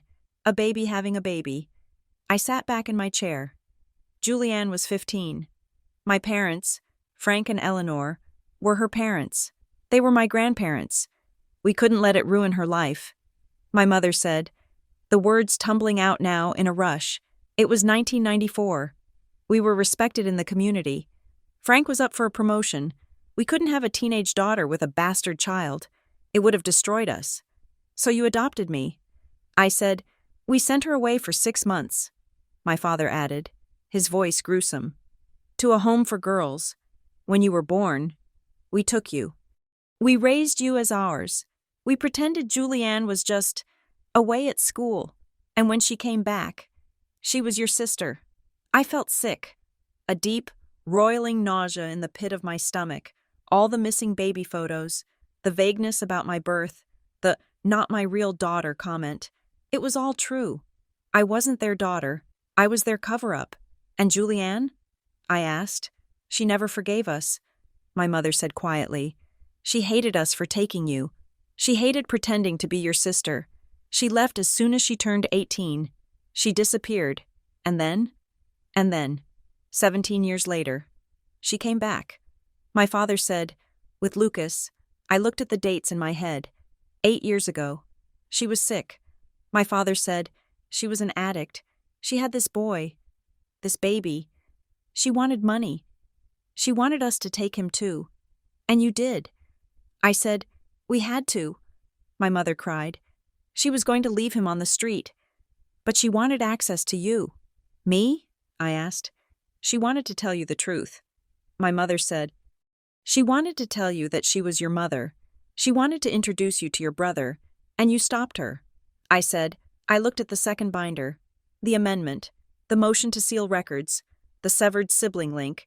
You went to court. I said, you went to court 8 years ago to legally prevent my mother from telling me who she was.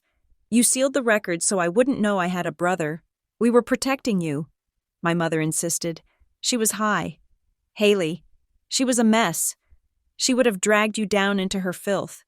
We wanted you to have a normal life. We wanted you to be clean. Clean. That was the word that broke me. They didn't love me. They managed me. I was a stain they had scrubbed out of the family fabric, a problem they had solved with paperwork and silence. And when the stain came back, when Julianne returned with Lucas, they did it again. They took the boy. They hid the mother. And when the mother died, they kept the boy and hid him in a boarding school, paying for his silence with the money they squeezed out of me. I looked at Mrs. Vance. The mediator looked horrified. She had taken off her glasses and was rubbing her temples. So, I said, my voice trembling with a rage I could barely control, let me get this straight. I am not your daughter.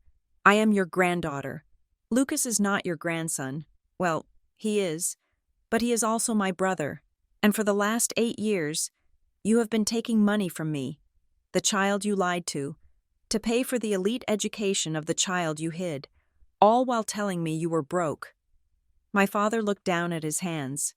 It sounds bad when you say it like that. It sounds like fraud because it is fraud. Karen said. She closed her binder. Mrs. Vance, I think we are done here.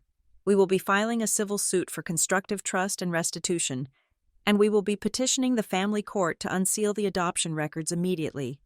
Wait, Mr. Blackwood said. He looked panicked. We can settle this. No, I said. I stood up. I don't want a settlement. I want the truth, and I want everyone to know it. My mother stood up too. Her face had changed again. The shame was gone, replaced by a sharp, vicious, cornered animal look. You want everyone to know? She hissed. You want everyone to know that you are the product of a teenage mistake? That your mother was a junkie who died in a motel room? I looked at her. You think you can shame me? She continued, her voice rising. You think you can walk around with your head high? If you expose us. Haley, we will tell the whole story. We will tell everyone that Julianne didn't want you, that we saved you from the dumpster. We will paint a picture of your origins that will make you wish you had never been born. She was weaponizing my own existence against me. She was betting on my fear. She was betting that I was still the little girl who wanted to be perfect, who wanted to fit in, who was terrified of being different. I looked at her, and I realized something. She didn't know me at all. She knew the Haley who paid the bills. She knew the Haley who sought approval. But she didn't know the Haley who had spent the last 2 weeks dissecting her life like a forensic pathologist. I am not afraid of the truth. Mom, I said, because the truth is, I survived you. I turned to my father. And as for Lucas, I said, does he know? My father shook his head. No. He thinks Julianne was his mother and we are his grandparents. He doesn't know about you. He thinks you are just a cousin, a distant cousin we don't talk to. Of course, I gathered my binders. I am freezing the accounts. I said, I am stopping the payments, and I am filing for the records. You will destroy him, my mother screamed. He is in his junior year. If you cut the money, he gets kicked out. You will ruin his future just like you want to ruin ours. I stopped at the door. I am not ruining his future. I said, you did that when you built it on a foundation of lies. I walked out. I walked out of the office, past the receptionist, and into the elevator. When the doors closed, I slumped against the metal wall. My legs felt like jelly. I had won. I had the truth. I had the power. But I didn't feel triumphant. I felt hollow. I thought about Lucas, 17 years old, living in a dorm, wearing a blazer, thinking his grandparents were his saviors, thinking he was alone in the world except for them. If I sued them, if I took back the money would come out of the trust that paid his tuition. He would be expelled. He would be humiliated. He would be collateral damage in my war. I walked out into the rain. I stood on the corner, letting the water soak into my coat. I was furious. I wanted to burn their house down. I wanted to scream from the rooftops that Frank and Eleanor Ross were liars and thieves. But I wasn't them. I didn't use people. I didn't treat family like assets to be liquidated or liabilities to be hidden. If I destroyed Lucas to hurt them, I would be just like them. I went back to Karen's office the next day. I am not filing the lawsuit, I said. Karen looked at me over her coffee cup. Are you kidding? We have them dead to rights. I know. I said, but if I sue for the money, the boy loses his school, and he is innocent. He is my brother. Karen, he is the only real family I have left. So what do you want to do? She asked. Just let them get away with $70,000? No, I said, I want to secure the future. We drafted a new document. It wasn't a lawsuit. It was a binding settlement agreement. The terms were simple. Frank and Eleanor Ross would admit, in a notarized private affidavit, to the true parentage of Haley Ross and Lucas Ross. They would resign as trustees of the Oakwood Heritage Trust. An independent fiduciary would be appointed to manage the remaining assets in the trust to ensure they were used only for Lucas's education, not for my parents' lifestyle. I would not seek repayment of the $72,000 on the condition that they never contact me again. It was a mercy kill. I was letting them keep the money they had stolen, but I was taking away their control. I was taking away their ability to use Lucas as a shield. Karen sent it over. They signed it within 24 hours. They knew it was the best deal they were ever going to get. 2 days later, I sat at my kitchen table. The silence in the apartment was different now. It wasn't the silence of waiting. It was the silence of a clean slate. I opened my laptop. I had one last thing to do. My parents had threatened to control the narrative. They had threatened to tell the world I was a mistake. I needed to speak first. But I wouldn't speak with their venom. I would speak with receipts. I opened my social media. I hadn't posted in weeks. I began to type, to my friends and family. There have been a lot of rumors lately about why I have stepped away from my parents, Frank and Eleanor Ross. I am writing this only once, to set the record straight. This is not a dispute about love. This is a dispute about integrity over the last 10 years. I provided over $70,000 in financial support to my parents under the belief that they were in crisis. I have recently discovered that this money was not used for their survival, but to fund a lifestyle and a separate household that was kept secret from me. I have the documentation to prove every dollar. I'm not asking for pity. I am asking for privacy as I navigate this. I have severed financial and personal ties with them. I wish them well, but I will no longer be the bank for a life I am not allowed to be part of. To those of you who have reached out with kindness, thank you. To those who have believed the lies, I have the receipts if you ever want to see them. Haley. I hit post. It was clean. It was factual. It didn't mention the adoption. It didn't mention Lucas. It didn't mention Julianne. It focused on the one thing no one could dispute, the money. I closed the laptop. I poured myself a glass of wine. I sat by the window and watched the rain. I felt lighter. I was $72,000 poorer, but I was free. I was no longer an investment vehicle. I was no longer a cover-up. I was just Haley. And then, my phone buzzed. I looked at it. It was a direct message on Instagram. The sender had a profile picture of a boy in a soccer jersey. Lucas_Ross_99. My heart hammered against my ribs. I hadn't contacted him. I hadn't told him. The settlement protected his tuition, but it didn't force a meeting. I opened the message. Hi, you don't know me, but I saw your post. Someone shared it. 3 dots danced. My grandparents. They told me my tuition check for next semester came from a new trust officer today. They were crying. They said, That woman ruined everything. 3 more dots. But I looked at the name on the old tuition receipts, the ones the school sent me for my records. The name on the payments for the last 5 years wasn't the trust. It was you. Haley Ross. I held my breath. I think we need to talk.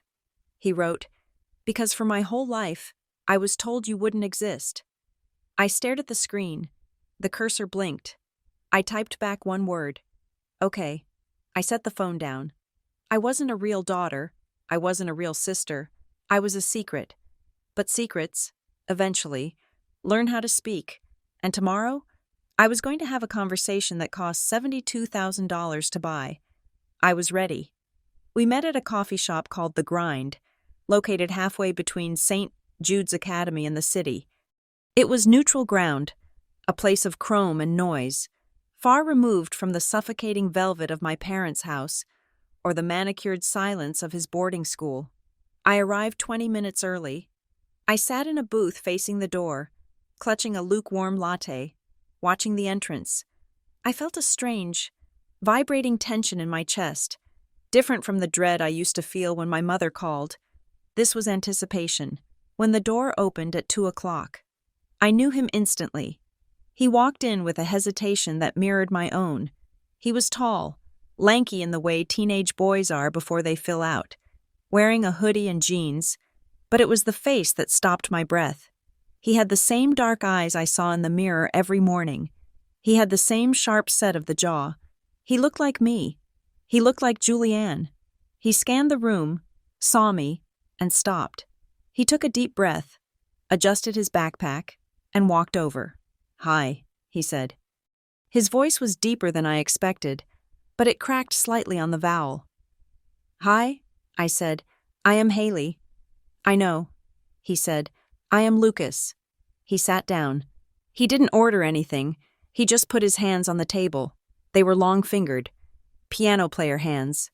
My hands. "So," he said, looking at me with a mix of curiosity and wariness, "you are the cousin, the one nobody talks about. Is that what they told you?" I asked. "That I'm a cousin?" He nodded. "Nana and Pop. I mean, Frank and Eleanor.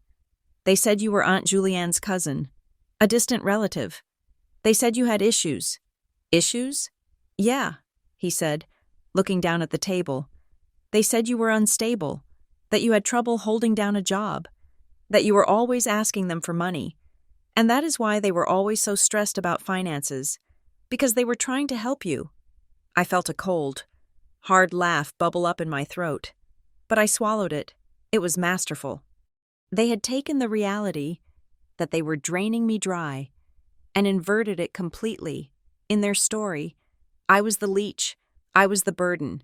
It explained why they were always broke, and it made them look like saints for supporting me. "That is a good story," I said quietly. "But it is not the truth. I know," he said. He reached into his backpack and pulled out a folded piece of paper. It was a tuition receipt from his freshman year. I found this in my file when I was packing for spring break. It lists the payer, Haley Ross. He pushed it across the table. "If you were the one asking for money," he said, looking me in the eye, "why were you paying my tuition?" I looked at the paper. Seeing my name there, in black and white, next to his, felt like closing a circuit that had been broken for years.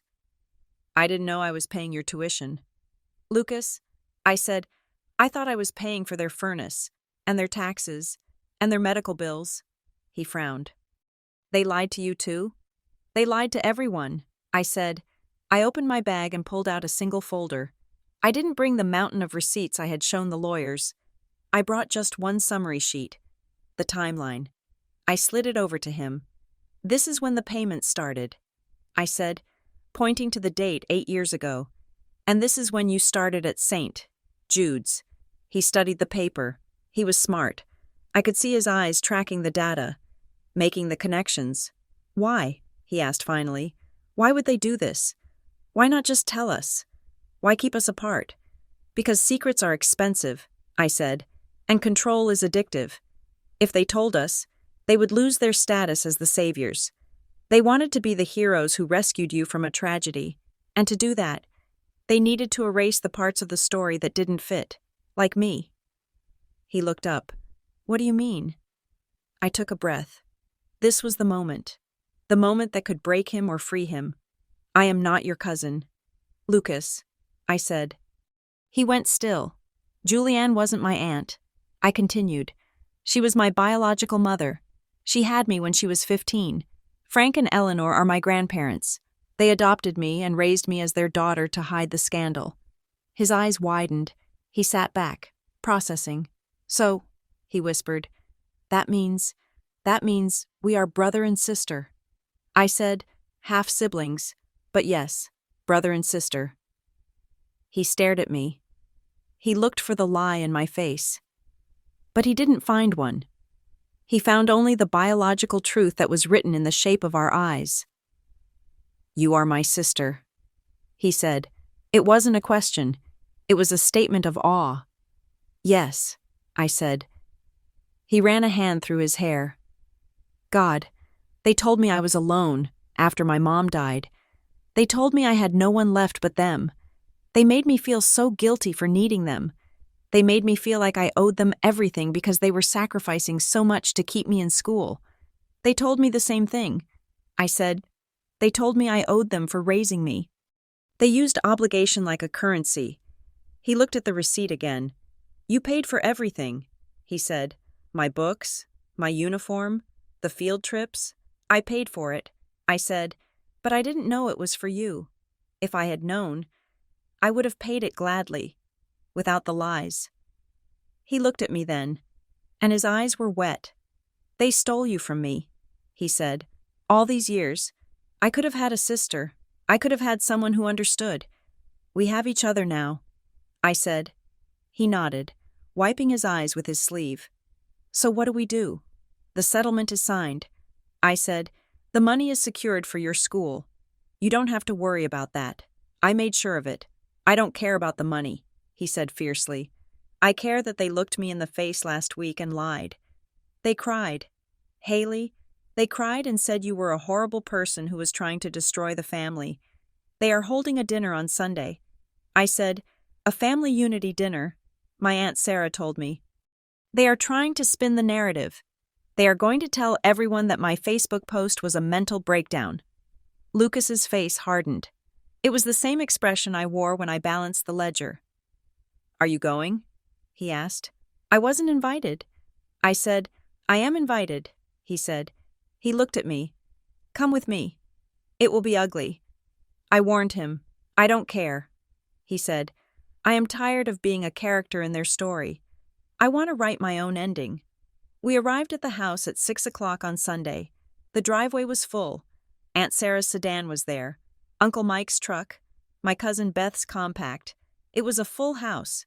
They were circling the wagons. I parked my car down the street, just like I used to. Lucas rode in the passenger seat. He was wearing his blazer, but he had taken off the tie. He looked like a soldier going into battle. Ready? I asked. No, he said. Let's do it. We walked up the driveway. I could hear laughter coming from inside. It sounded warm. It sounded normal. It was the sound of a lie being enjoyed by people who didn't know the price of admission. Lucas opened the front door. He didn't knock. It was his house, after all. We walked in. The smell of pot roast hit me. It was visceral. The same smell from the night she told me I wasn't her real daughter. We walked into the dining room. They were all there. Frank at the head of the table, Eleanor at the foot, Aunt Sarah, Uncle Mike, Beth, Julian. Frank was in the middle of a toast. To family, he was saying, raising his glass. To sticking together through the hard times.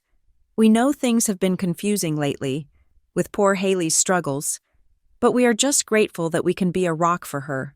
Even from a distance, the door clicked shut behind us. The sound was small, but it cut through the room. Heads turned. Frank froze, his glass halfway to his mouth. Eleanor dropped her fork. It clattered loudly against the china. Lucas? Eleanor said. Her voice was a squeak. And Haley? The silence that descended was heavy, suffocating. It was the silence of a vacuum. Hi, Nana, Lucas said. He didn't smile. "What are you doing here?" Frank asked, putting his glass down. He looked at me with a mixture of terror and fury. "You have a restraining order." "Haley, you cannot be here. I invited her," Lucas said. He stepped forward, standing shoulder to shoulder with me. Eleanor stood up. "Lucas, honey, you don't understand. She is not well. She has been confused. She is trying to hurt us. She isn't confused," Lucas said. His voice was steady, loud enough to carry to the corners of the room. "She showed me the receipts." "Nana," Aunt Sarah looked between us. "Receipts? What receipts?" Eleanor tried to cut in. "Sarah, don't listen to him. He is a child. He is being manipulated. I spoke then. I didn't shout. I spoke with the calm, flat effect of a tax auditor. I paid for the roast beef you are eating. I said, 'Haley, stop,'" Frank shouted. "I paid for the wine in your glass." I continued. "I paid for the electricity keeping the lights on. And for the last 8 years, I paid $32,000 annually to St. Jude's Academy." I looked at Aunt Sarah. "They told you I was broke." I said, "They told you I was asking for handouts. But the truth is, I have given them $72,000 in the last decade. I have the bank statements in my car if you want to see them." "That is a lie," Eleanor screamed. She looked frantic, her eyes darting around the table. "She is lying. She is jealous. She has always been jealous." "Jealous of who?" Lucas asked.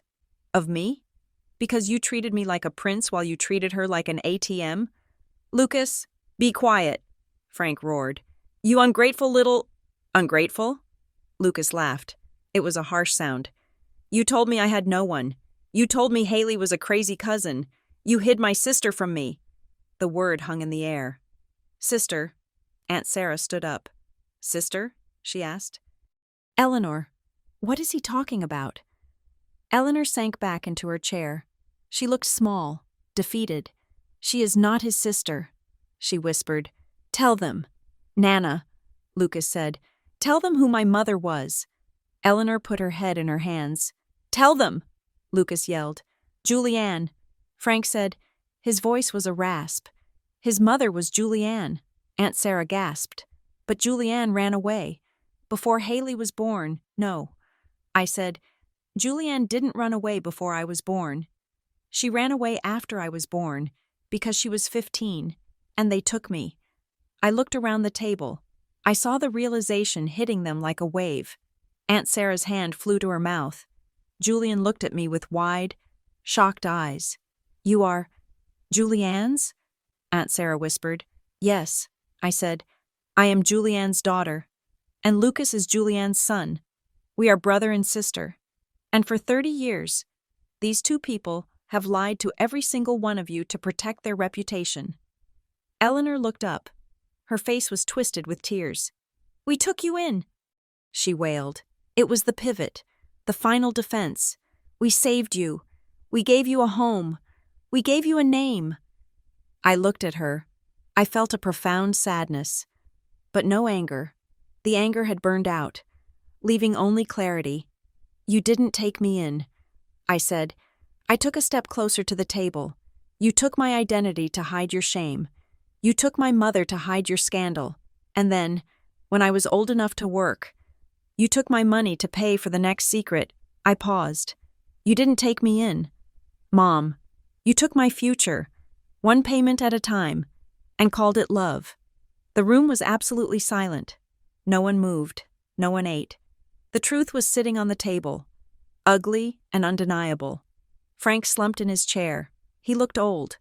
The facade of the noble patriarch had cracked, revealing the frightened, greedy man underneath. "Get out," he whispered. "We are going," Lucas said.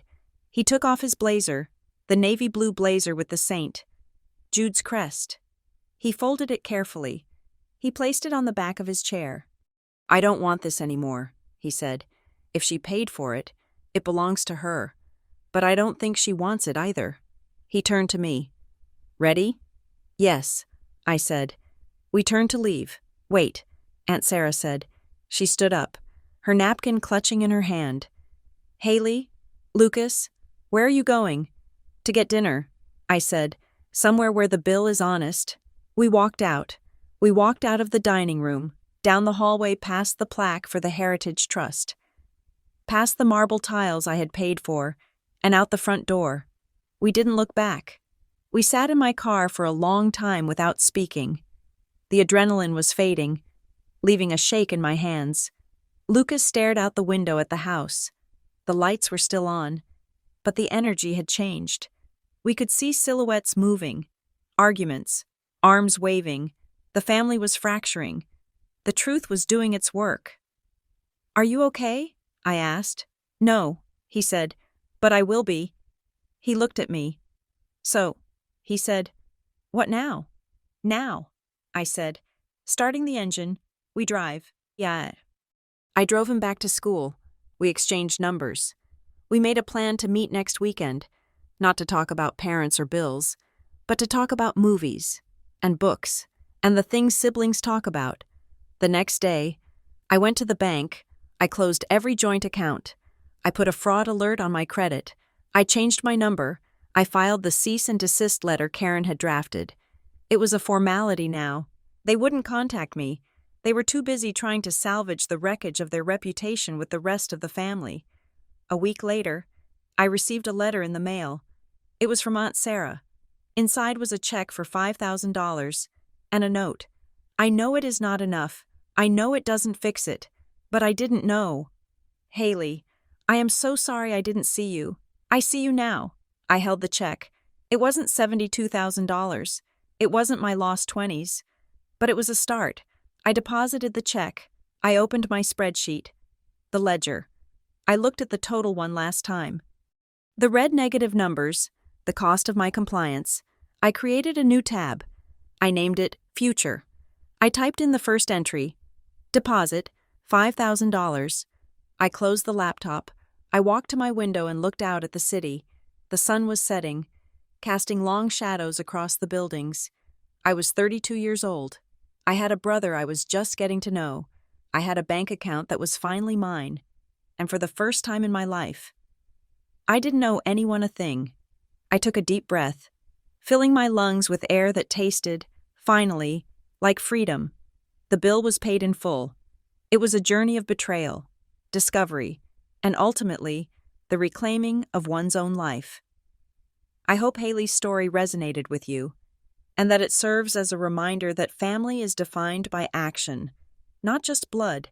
I would love to hear from you. Please leave a comment below letting me know where in the world you are listening from. It is always amazing to see how far these stories travel.